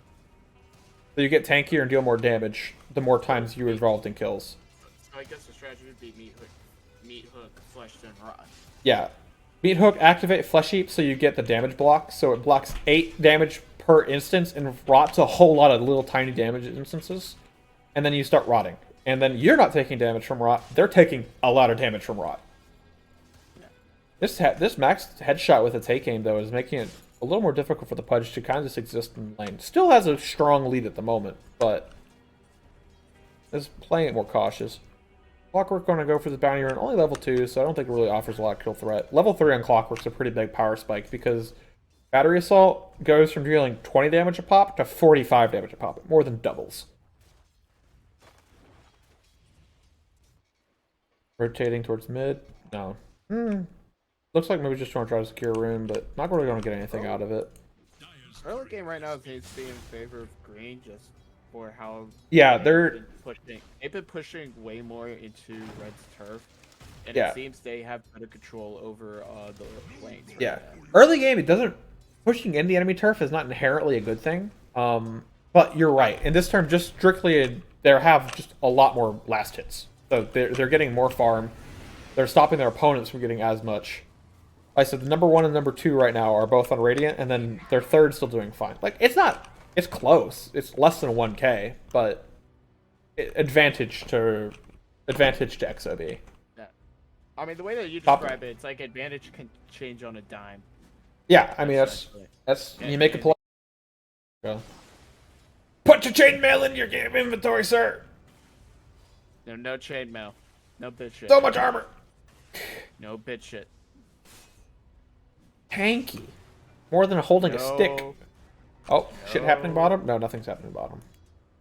I'm trying to just watch the map. Pudge is level 6, so if this is not careful, the sniper mispositions and gets hooked, your ultimate's a dismember, so it stuns your opponent in really short... That's not going to connect. Oh, misses. He could just walk at it, because this is a stun, and so it deals damage and it heals you based off basically how much strength you have.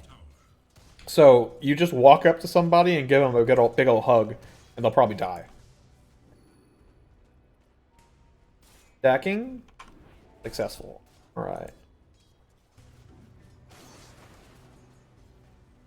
Yeah, like right now, all three last hit leads are going in the way of Radiant. It'll be not like way ahead, but ahead. But everyone's playing like showing patient because they don't want to get... Because I think they all realize at this point, if one of them dies, then that's a huge swing. And it, like, one of those things, just because, like, if you look at Tiny here, Tiny has almost 1,200 health, and he hasn't built an item that makes him tanky yet. He just innately has almost that much. He's just a beefy boy. Sniper, on the other hand, is sitting at 840. Oh my. And at a point in the game where spells deal like 150 to between 150 and 300 damage on average, that's like this is not a hero you can just, oh yeah, we're going to kill him now, because he goes up 80 health every level. I actually like opting for the Wraith Band. Yeah, now it seems, at least in bot, that like So, the tide's slightly turning in. Sniper should have called out the fact that the Pudge is missing because there's illusions here, and that you need to watch it elsewhere. This Disruptor looks like he's about to have a quality bad time. This Clockwork ports gets nothing out of it. If anything, Clockwork has to be careful now too. The line will go down. Oh, come on! You can fight this Pudge. Why is he running? He has the. I say that Clockwork. The numbers. That Clockwork was a dead hero. I'm pretty sure, but maybe just opting to say I want to protect the tower. And honestly, may pay out. If this sniper doesn't know he's here, and if he lands this hook, he lands it. This sniper's in a lot of trouble. Got him. Or he doesn't have mana. He doesn't have mana for the dismember, but I don't think it's going to matter. It may matter. It's going to matter. Oh, the ice path is just barely too short, and sniper gets away due to the poor management for the Pudge. I was such a flop, man. That was so close to like really. Yeah, know, and some- actually now the Pudge needs to be a little bit cautious. Because yeah, now you have this clockwork on top. The sniper can still dish some damage out in here. Pudge is doing And a it good job with damage. He just Well, yeah, but that one of the problems you have with Pudge early game is that Rot, especially with like level 1 flesh heap, level 1 flesh heap doesn't block all of the damage. I think it has to be level 2 or 3. So this is dealing 120 damage per second in AoE to you and to everything around you, which is a lot of damage. But you also can only tank so much of it yourself.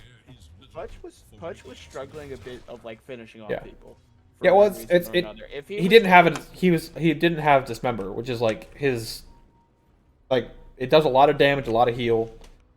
Like Dismember deals another almost 250 damage on top of forcing him to stay in your rot radius while also healing you.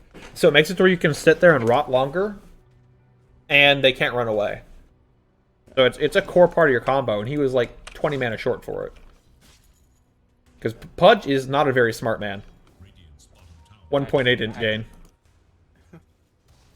Yeah, but right now, at least from the tide of the battle, it just seems Yeah. dead even. Originally, it was in Green's favor. Now it's just more even. And like I said earlier, Sand King's one of those heroes that has a really hard time really early in the game. Also, I don't like this build, Max and Caustic Finale. I don't like that at all. But usually it's one of those heroes that has a hard time really early, and then after you get a few levels, then you become a powerhouse. Generally, it's a powerhouse because Sandstorm, the cooldown goes down in half, the duration nearly doubles, and the damage more than triples. So. Alright, well, right now, Dwayne the Cock Johnson is just kind of like fighting a bunch of. Oh yeah, he's just enjoying himself here, clicking the creeps away. So, like I said, Avalanche. Tiny could have gone a little bit to the left and probably dealt with the Sand King. I mean, you're not going to get rid of the Sand King, and it's not really worth your time. Also, like I said, the Sand King with a 1/1 4 skill build is not going to ever threaten you directly.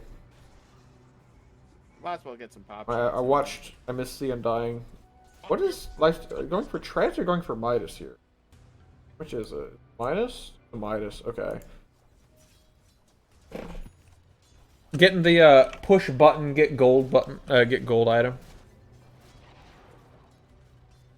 I'm a hater, but You're a hater. it's I conceptually don't hand a Midas.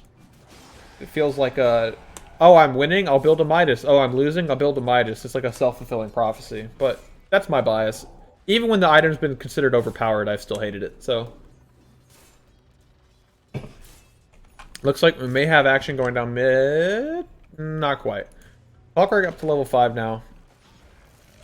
Oh, maybe we do have the action mid. Is Clockwork going to be able to get here in time? There's still no shrapnel on this sniper. Very surprising. Oh, doesn't hit the cogs. We'll still go down to the assassinate, though. Ooh, was able to get that last shot in. Yep, that's Sniper's ultimate. It's just... Look at the cast range on this spell, by the way. Sniper is standing here, and the cast range is to here. Meanwhile, I'll go on the Pudge. Pudge is. The Sniper is... Like you said, he's a beefy boy. If he hit that hook, that man was dead. Yeah, but part of the strength of Flesh Heap is just any damage instant you take. Oh, am I lagging out again? God damn it. Hello? Oh. Hello? Hello? Hello. I'm glad I'm not playing tonight. It's just my internet's so bad. Hey, you're just talking with me. Yeah, talking with you, and it may be the fact that I'm streaming on 2 different platforms at once. Probably. I've never had this many problems before. I'm just trying my best to keep you mildly entertained. Duncan going straight for the halberd rush. Honestly, sorry to interrupt you. Oh yeah, no, I was just saying, just keep you entertained before I go back to studying. So I'm just gonna watch the rest of this game and then. All right. Hello, Aster. Welcome to my amateur Dota 2 stream. You are on Twitch right now. So you are on Twitch. So just a FYI. off. Pudge had hook. Pudge has no mana. Honestly, like I feel like even though it's not popular anymore, it may have been worthwhile going back for the Soul Ring because this Pudge is always out of mana. It's not building an item that gives him any. For what you've just been saying, it just sounds like Pudge is just going through it and always going through it. I mean, actually, since I've just blocked out, I mean, like Pudge is still like actually he's the most poor core, so he's not doing as well as I thought. Goodbye, Aster. But he's a little bit poor right now. Like remember how earlier everyone on Radiant on green team had the advantage? Yeah, now it's back to it's flipped the other way now. It's flipped the other way. Most likely due to the events that happened in Maine. Mid, I mean. Yeah, and it's just also like this like these hooks are like kind of hopeful. Like that's a lot of damage. You're like look how much damage this is. A headshot makes you deal an extra 140 damage every time you proc it. It's a 40% chance to proc. And when you activate take aim, it always procs. So all he does is sit there and click, and he's dealing 200 and something damage a pop. And one of Pudge's main weaknesses is that he's not inherently a high armor hero. He's built 2 items that give him armor, so he's +6, but he's still only to get 3. So that gets him what 35% physical damage reduction. Missing the toss, but I think this is still a very dead Sand King. Yep. So good rotation for the Pudge. With the Arcane Rune too, so it doesn't really... His cooldowns and mana costs are pretty minimal. But Phantom Jellybean going to go down the Assassin there. I think probably just underestimating, it looks like it, just underestimating how much damage this maxed out headshot sniper can deal. Not something you run into that often, because usually you see Shrapnel maxed out. This Clockwork is kind of in no man's land though.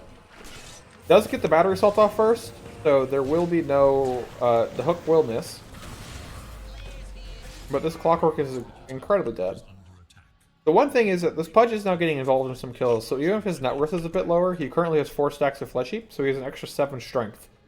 So he has an extra 150 health, or 140 health, than he's, like, innately has. He's just more or less harvested it. Don't we get the X combo here? Will we get X combo into Ice Path, into Dismember, into Macropyre, and that sniper is, you might say dead.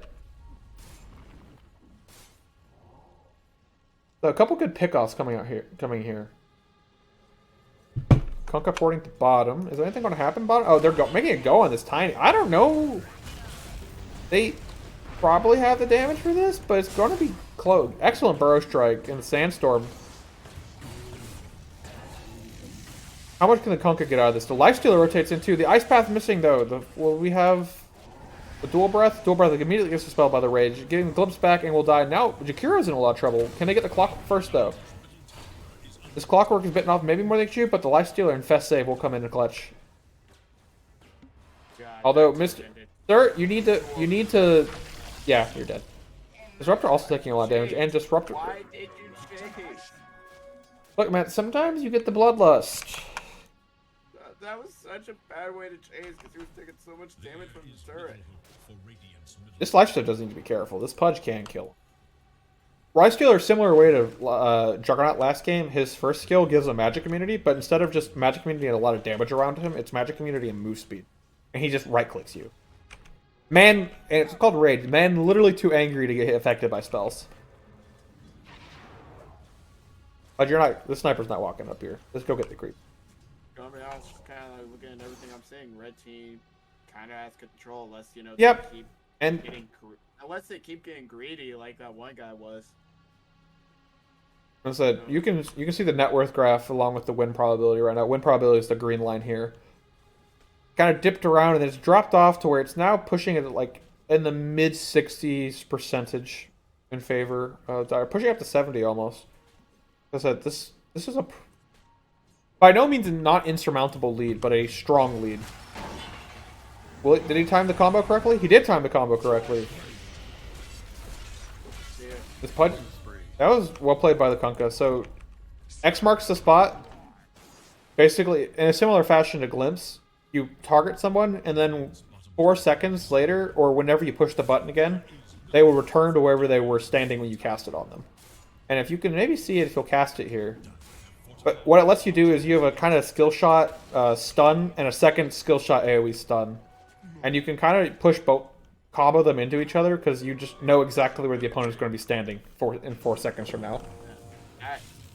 That hook that Pudge has, that he keeps missing it, but like the moment like he hits it, it's going to be over for like. Yep, and that's part, like, it's a 18-second cooldown, but like it's basically no commitment. This disruptor is in a little bit of trouble. Oh, that was a weird avalanche. If he gets away because of that, I think he will get hooked still. Yep. And it's again another flesh heap.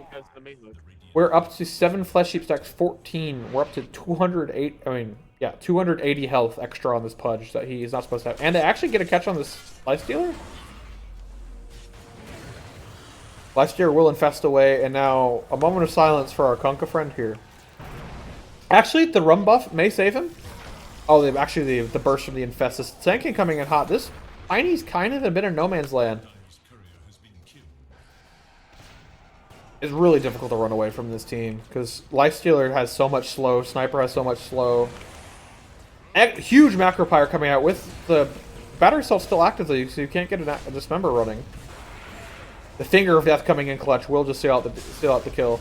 Is this Sand King going to die? The Sand King stays alive. What a Chad going in when he's that low, knowing that he can get the damage out first. And Phantom Jellybean's going to get caught out as well. That's going to be another 4 dropping for 1.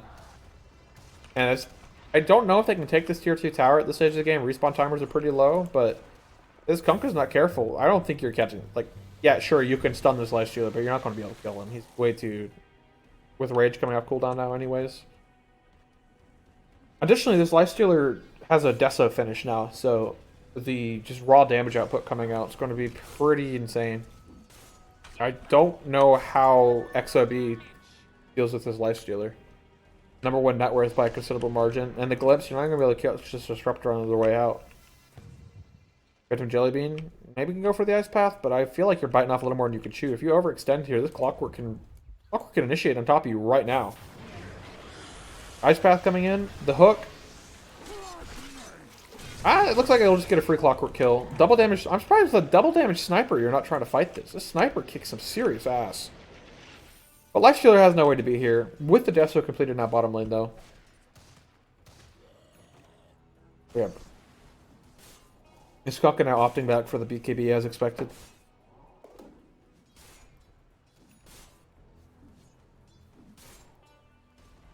Alright. Pudge hunting through the trees and might be able to catch this Disruptor if you throw out a blind hook, or you might just be able to keep walking up into him. I like the position for the Disruptor here. The Sand King does have a Blink Dagger with his Boots of Travel. A bit of a greedy build, but Epicenter coming up in 5 seconds. This could be really bad. Oh, we find the Disruptor. Disruptor may go down without any sort of fight. Disruptor goes down. Kunkka in bitter no man's land. Can he... But he actually turns. Turns onto the Sniper. Into the Macro Pyre. Into the Torrent. This Sniper's taking a lot of damage. I think he's just dead. The Clockwork coming in, but I think it's too late. Clockwork came in way too late. And like this battery cell's going to hurt. Oh, I appreciate the effort there for the Pudge. Going for the extra kill, but the Sand King be able to blink away. That was very good. That was a very good team kill. That was much needed. So yeah, we got 3 for nothing. Just off the back of, I think, underestimating how tanky this Kunkka is. 2.4k health almost now. Are you the tankiest hero in the game? I think you might. Yeah, you are. Like I said, that is the one thing Radiant has, is that they have 3 beefy boys. Now, this Lifestealer doesn't care that you're that beefy. If anything, it makes him happier. Because he stays healthier longer. Because 3.4% of your health, he just lifesteals off of. Maximum health, not current health. So he's always dealing a lot of extra. Opting for a Sanj and Yasha.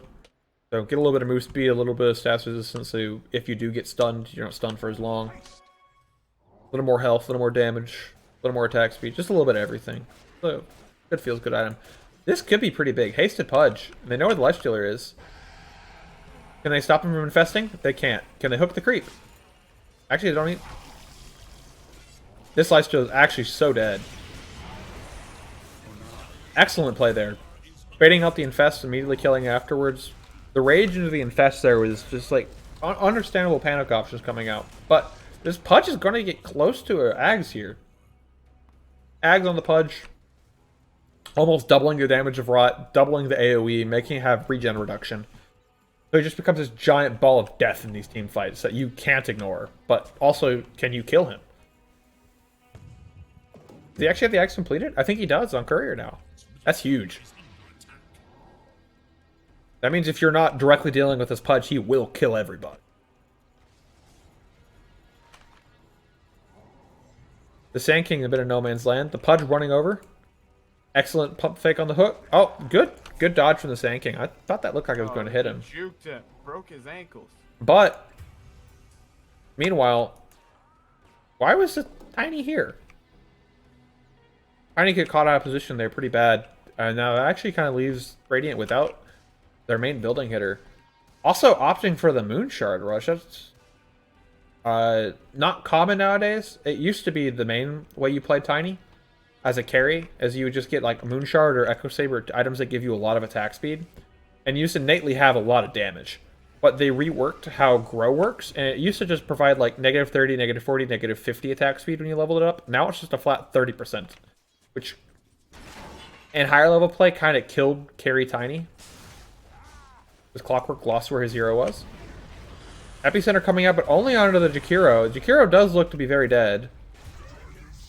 But that's still a pretty big cooldown. But honestly, I think just Jakiro being dead with macro power being down, that means you have pretty much 70 seconds. You can probably try to force a high ground opportunity here. Does have to be careful because once again, you get hooked like this. This is just a dead hero. Not much you can do about that. Absolutely destroyed. That's it. You have to respect this, but also this Clockwork. I admire the opportunity here, but you've kind of trapped yourself now. You can't get out of the trees. Although, do they chase him or they chase the sniper? Looks like they're chasing the sniper, and maybe they didn't even know the Clockwork was there. Well, now this Lion should know the Clockwork's here. But opts not to go hunting. Doesn't know. So you could see that rocket flare. Conker does have now a 10-second BKB. So BKB just grants you magic immunity. It's the most powerful item on average, most powerful item in the game. Very boring. It's a bitch king bar, but a necessity this game, especially against the sniper for the. Bitch made. No bitch made shit. We can't have bitch made shit. Yeah, why do you need to buy a defensive item if you can just kill the enemies faster, right? Exactly. Fuck defense. Am I disconnecting? Okay. This Clockwork is maybe walking into the wrong neighborhood. Maybe not. Maybe the Tiny's in the wrong one. I think they're broken on I don't know. This Pudge, you need to respect this Pudge. And this BKB coming out, though. Like I said, this Kunkka, it may be boring. It's a good item. Oh, the hook connects on the sniper. This sniper's in so much trouble. The concussive grenade bounces him in the wrong direction, and he will just go down. I am lagging out again. I'm back. The Sand King goes in and just gets immediately obliterated. This is huge coming out from XOB. Grin size not respecting, I think, the BKB timing as well as just how much damage this Pudge can output. Let me see a fight recap from that. Look at the damage dealt by this Pudge. #1 in the game by a considerable margin during that fight. Dude, Pudge is heavy carry. So that's... You have to respect this Rot. Like, it's... If you're just within the general vicinity of this Pudge, you are dying. You can't move, you can't regen, and you are dying. Is that if you just, like, in case like a sniper or something like that, you have the tools to where you can just push him out of the fights or just stay far enough away from him he can't interact with you. But you get this Blink Dagger like he just picked up, you can instantly get right on top of wherever you want to be. I gotta say, I'm not a fan of this Tiny build. Kind of going back for a hybridized. I want to see what... I haven't taken a 15... You have 8, 9, 10, 13, 14. So you have 2 skill points you're not utilizing right now, sir.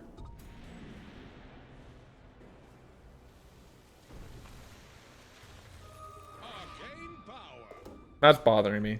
This man... Use your skill points!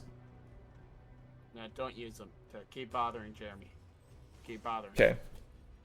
Lifestealer does finish up the Sanj and Yasha now, so it moves a bit faster.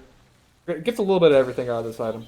Gets lifesteal amp, gets damage, gets attack speed, gets movement speed, gets status resistance.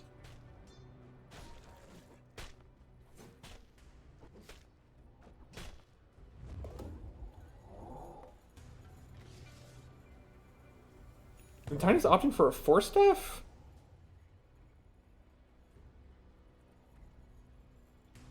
I don't know. I don't like that. Hunka going for a heart. Getting big and beefy. I like the thought of the smoke play here, but without having the lion, you don't really, like, you're relying very much so on the hook or the Kunkka just getting a good catch. And it doesn't look like, although this Lifestealer's out of position. The Blink Dismember, will we get a full combo off? We won't get the full combo. Lifestealer running away. Punch could have gone for a hook, but opted not to. Oh, the Blink Avalanche going to miss. And we get a pause. Looks like Darren has disconnected from the...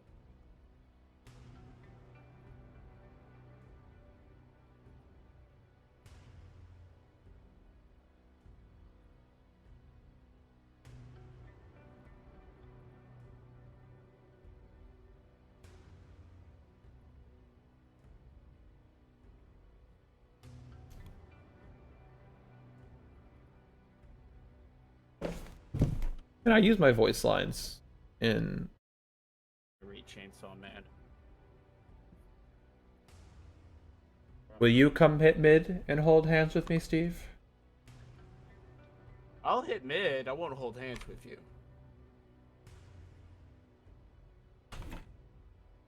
No hand holding will take place.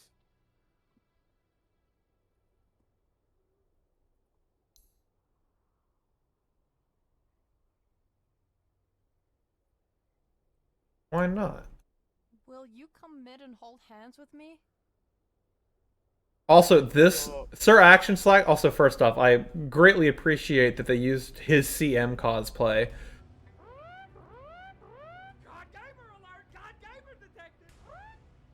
This sound effect, when 5 to 8 people play it consecutively, is some of the most mind-melting thing you can do in this video game. I greatly appreciate it.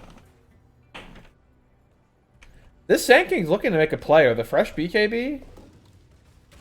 A Lifestealer infested inside. Well, a hookshot's going to miss. Not going to be able to get the fighting immediately, but the Kunkka with the BKB coming out. That extra, I'm not going to connect on anyone, except actually it's going to connect on this Tiny. This Tiny's way out of position. Tiny's just dead. Sand King's heavily wounded, but this BKB limping away. I'm disconnecting again! Ah! Alright, we're back. Struggling, you're struggling.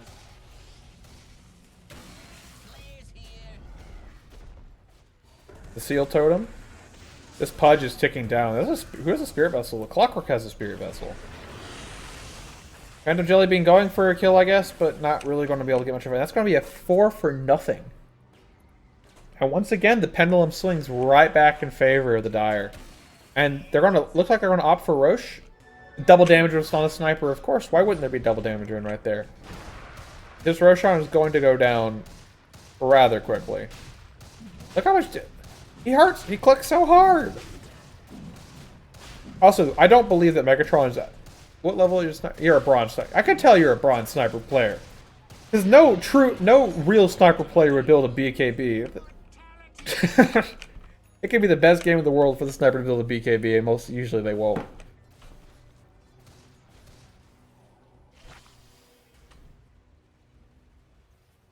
Alright, infested up into the Sand King once again. Will we be able to get...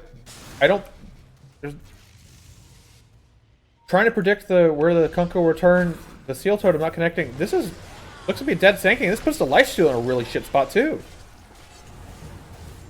The BKB, the boat coming out, getting the run buff out. The Kunkka kind of just stuck here in no man's land. Someone needs to help this Pudge. Excellent halberd coming out from the Kunkka.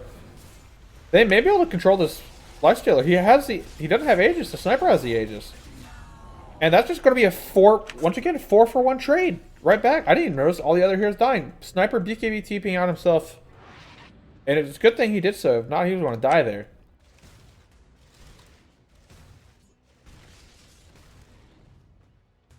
Alright. And just like that, we are another 3k gold swing back in favor. And now XOB has the lead once again. Like, look at this net worth graph. Look at this roller coaster. This is an experience. Like, look at this thing. Up, down, up, down. Like, who...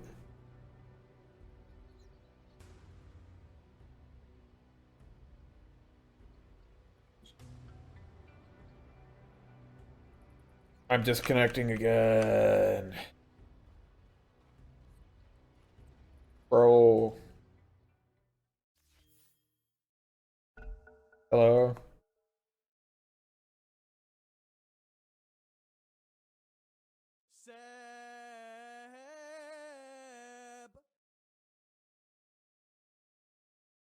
Bro.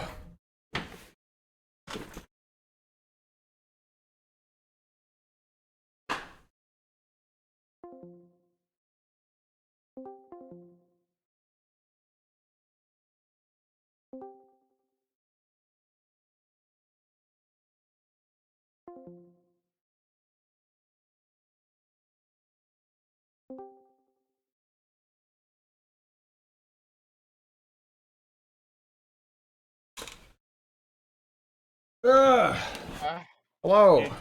Do you just want to stop streaming on solo so you don't keep getting disconnected? I'll see if that fixes it. I do apologize to my, not fans watching, but probably people watching their VOD reviews later. But I guess I come back just in time. This sniper's in a bad spot. Had this Aegis, but this is so much damage coming out. Does he have a BKB? BKB's on cooldown. Alright, see you, Steve. I think the sniper's just dead. Huge turn coming in here. XOB just... Let's see how they can utilize this momentum, because they were so far out of... Not so far out of this game, but it was going straight downhill, and then bam. That's going to be a tier 2 tower. Can they go high ground with this? I don't really have the best building hitters, because Tiny's dead. And they may need to address mid lanes, and they're all really low, but there is no one alive. In 10 seconds, Clockwork could possibly make a play, but it's not like likely that he'll be able to on his own. I really hope this Kunkka builds an armor item.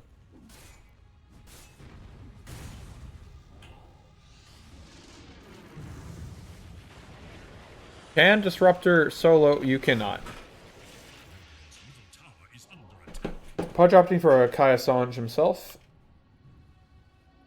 I would like to see the upgraded hood, the whatchamacallit, in there. That or an armor item come out on the Pudge. I do think they need to respect, XOB needs to respect this Lifestealer's Deso.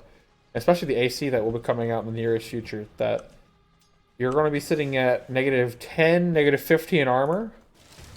So, Tiny obviously is, armor-wise, is fine. I think Tiny really does... maybe not. Maybe hitting for 427 is enough, but I feel like going for all this utility... Like, your damage item right now is a treads. Technically. I mean, obviously I know it's in your card, but... It doesn't actually give plus damage, just attack speed.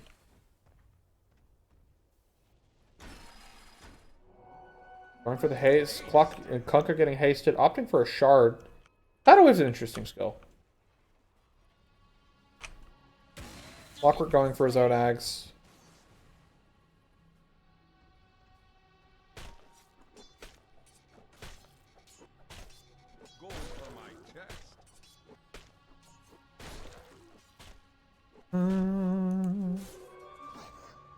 This Kunkka is a beefy boy.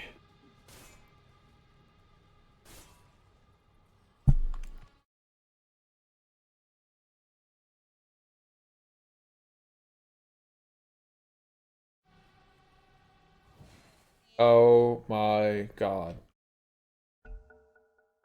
Please, game. Let me stream. A true warrior never rage quits.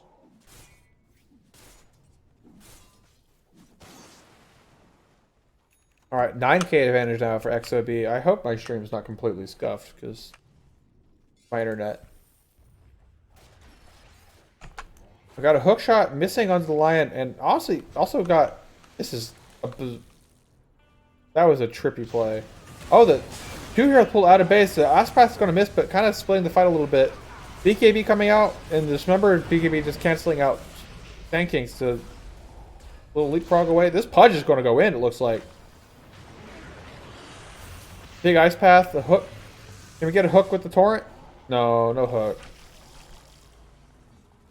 Looks like we may just go for a blind hook. This lifesteal needs to be careful. The number's already off cooldown again. That's a spell prism coming out. I really want to see that on the Kunkka this game. I think that's mad value. Plus the man needs some mana regen. They do need to fix their bottom wave a little bit, but it may be fine nonetheless.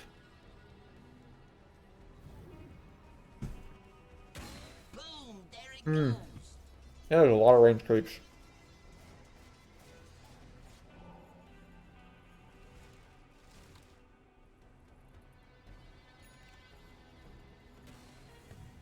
I like the aggressive map placement right now from XOB, but I think his lifesteal, honestly, yeah, this lifesteal needs to be cautious because if Pudge is playing over this, lifesteal is dead right now.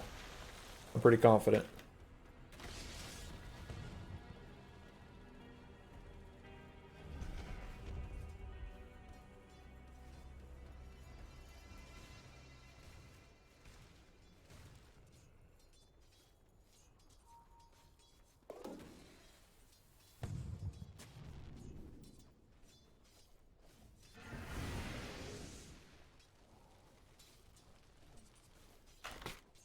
Clockwork's in a rough position here. Honestly, that's a bold hook shot. The sniper's just dead, and the lifestealer's going to be way up position too. I don't think they expect the lifestealer. No BKB pressing disable left. Still just a free sniper pick. And no sniper, I mean. I think they can high ground here. The wave's not here, but it's not too far off. We'll see what XOB if they can use this advantage to close out this game. I do apologize, potential VOD viewers, about my sandwich. It was too tasty.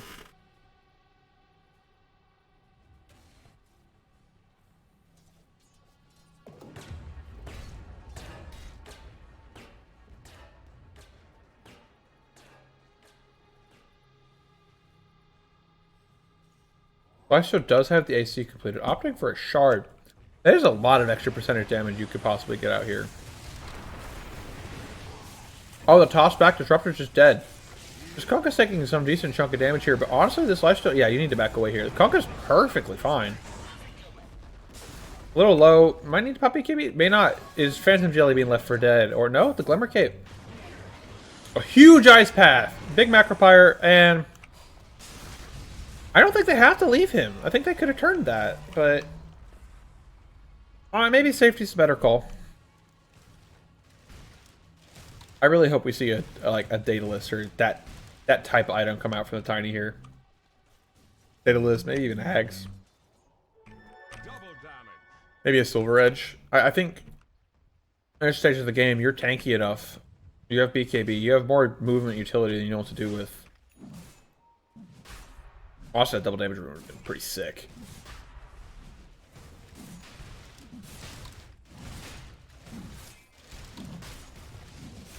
Let me go back to net worth since it crashed me out of the game. Tiny Kunkka are both large, and this Pudge is not as far ahead in net worth anymore, but like, I mean, you're still playing doing your job. And I love the Shivas coming out. I think armor right now, the fact that this Kunkka right now is at the 0 armor. Hell of a hook. I don't know how that hook connected. Oh, is there Tiny gets the Aegis? Shard on the ground? Oh, no, Tiny gets it, never mind. Well, they're going to kill the Tiny once, but there's just once. Oh, good and fast. No detection down, so honestly, I think Grin Scythe kind of got away with robbery there, but That's still a shard, and then there's no Aegis. But so I guess well played to Grin. Kind of getting a bit, I think, lucky with the lack of Sentry Ward down, but being able to capitalize.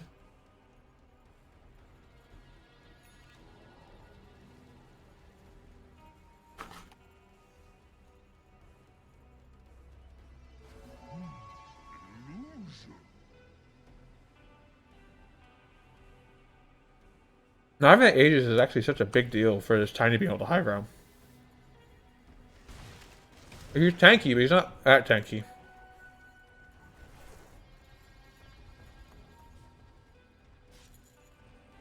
I do like how the little bitty alpha wolf can intimidate the giant stone golem that hits, I don't know, what, 20 times its damage?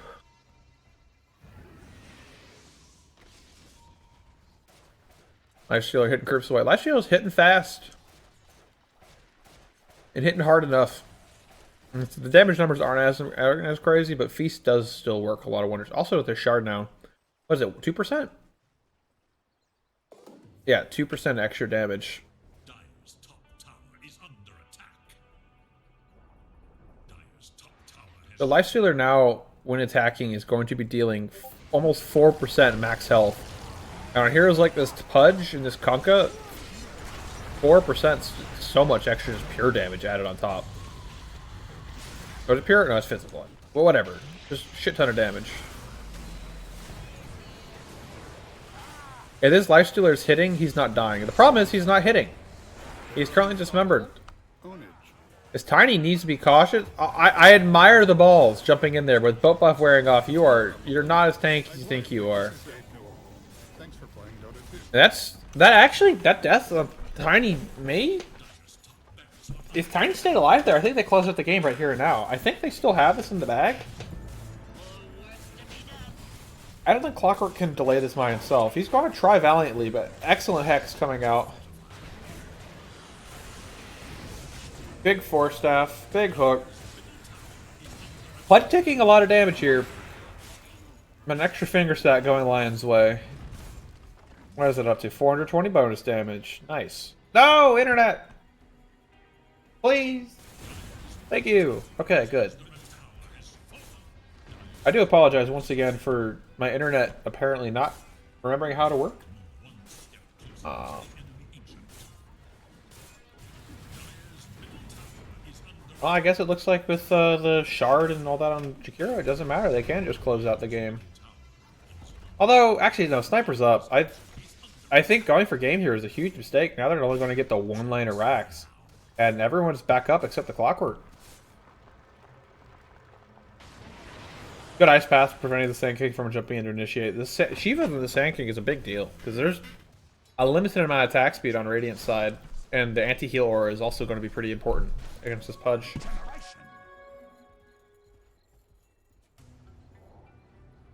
Random Jelly Bean. A little bit behind, but didn't look like they're going to get caught out. All the initiation is still back in base. There's a courier going out the Secret Shop. It is the Snipers. Sniper has a Scotty now. That's also a really big deal. I think that basically leaves it to where it's if you're clicking the Pudge no longer heals from a distance. And I don't think the Tiny can man-fight you now. If you have your own lifesteal, it's already possible for the Tiny to get on top of you. And if you do, you push him back.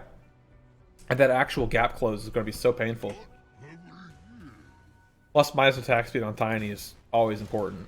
Because Tiny's allegedly up 25, 140, so 165. I'm going to say, what would that be, 190? Yeah. 190 attack speed. Wait, is that right? 25, 65. Yeah, 190 attack speed, but actually only has 207. That zero agi gain coming in big time here.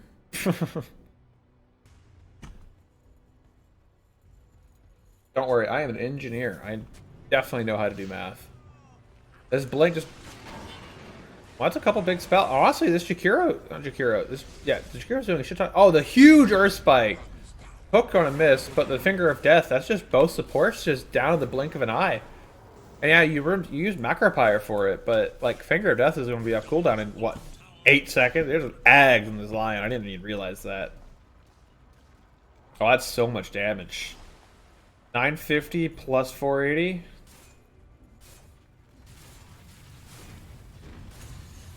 Oh, big BKB Burrow Strike is a Lifestealer infests out. The hook going to miss, but the getting off the big Earth Spike again. The Tiny's in, and I don't think he has the damage for either one of these heroes. But now on the other hand, this Pudge does. I say that. Huge Torrent. That Torrent may have just won XOB the game here. This Kunkka play is actually coming out so big. This, oh, it's not back on the sniper. Can we get a halberd off? No halberd. Is it just Axum Disruptor? No, just the halberd is on cooldown. Well, XOB may not be out of it yet. That's still not even a Rax down. That's they're two big damage dealing cores down. That's a tiny buyback. So that's a win condition now. And this Tiny's still opting for a Satanic, so looks at it tanky, but for the net worth this Tiny has is a lot less damage than you would expect. I mean, it's still 500 something a hit. But not really being able to hit any of the buildings, so you only get a tower out of that entire engagement. I said, this Pudge and Kunkka are owning in these fights. Lion and Jakiro getting a lot of key disables and pickoffs, and this Kunkka's really enabling this Pudge to just deal all the damage. That being said, that is a buyback on Sniper, so that is the win condition now. All 3 cores on Grin Scythe are on dieback potentially now. Just a farming hook shot. I just heard the reel get cast. Thank God. Kunkka's building an armor item. Pudge built an armor item. Tiny has an armor skill, I guess. But recognizing this sniper and this lifestealer will just click them to death if you don't pay close attention.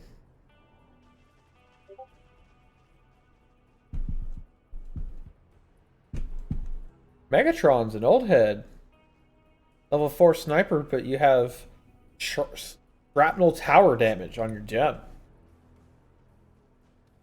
With the kinetic gem and a couple empty sockets. That is a relic from the back. Oh, but you can't go wrong with the Hair Hunt Cape. I also, in the past, have been a hair Hunt Cape enjoyer. Tiny now opting for a Scotty, so really just going for the bulk up build. Which I like just building the attack speed slow is still valuable, but I don't think I've ever had to advocate for a carry in any of my pubs to go build for damage before. Hey, I'm just a hater. This Disruptor is having a quality bad time. Lion on the hunt. I don't think you're going to run into anybody. This Sniper is not moving quickly. This Trickster's clutch may come in clutch. I see they're putting on some wards. Opting for the Daedalus, I think that is... No, the Sniper opting for Daedalus. Lifestealer is also opting for the Silver Edge. Nothing really critical to break this game. Oh, the hook! Hook shot coming in. I think Clock will pay for the Lifestealer's sins, but Lifestealer is still not out of it yet. You could get caught here. Triple boat, nothing else come of it, but that's still... Both supports dead. Can Radiant hit buildings?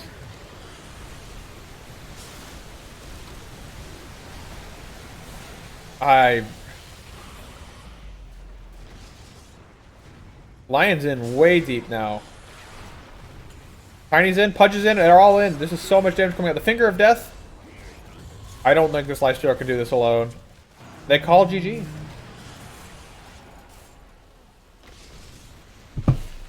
Is it actually the real GG though? I don't know this. Oh, yep. There's the hexes. Remember that will be game. Although I think it should have ticked down by now. So I think they must have canceled a few times. I don't know if the creeps killed it or the game ends, but either way, game 2 will be an XO-B, or however you say that team name, victory, splitting with a 1-1 split. I do apologize. I don't know what the hell was happening for my internet this entire time. I hope my stream is not a complete disaster. But yeah,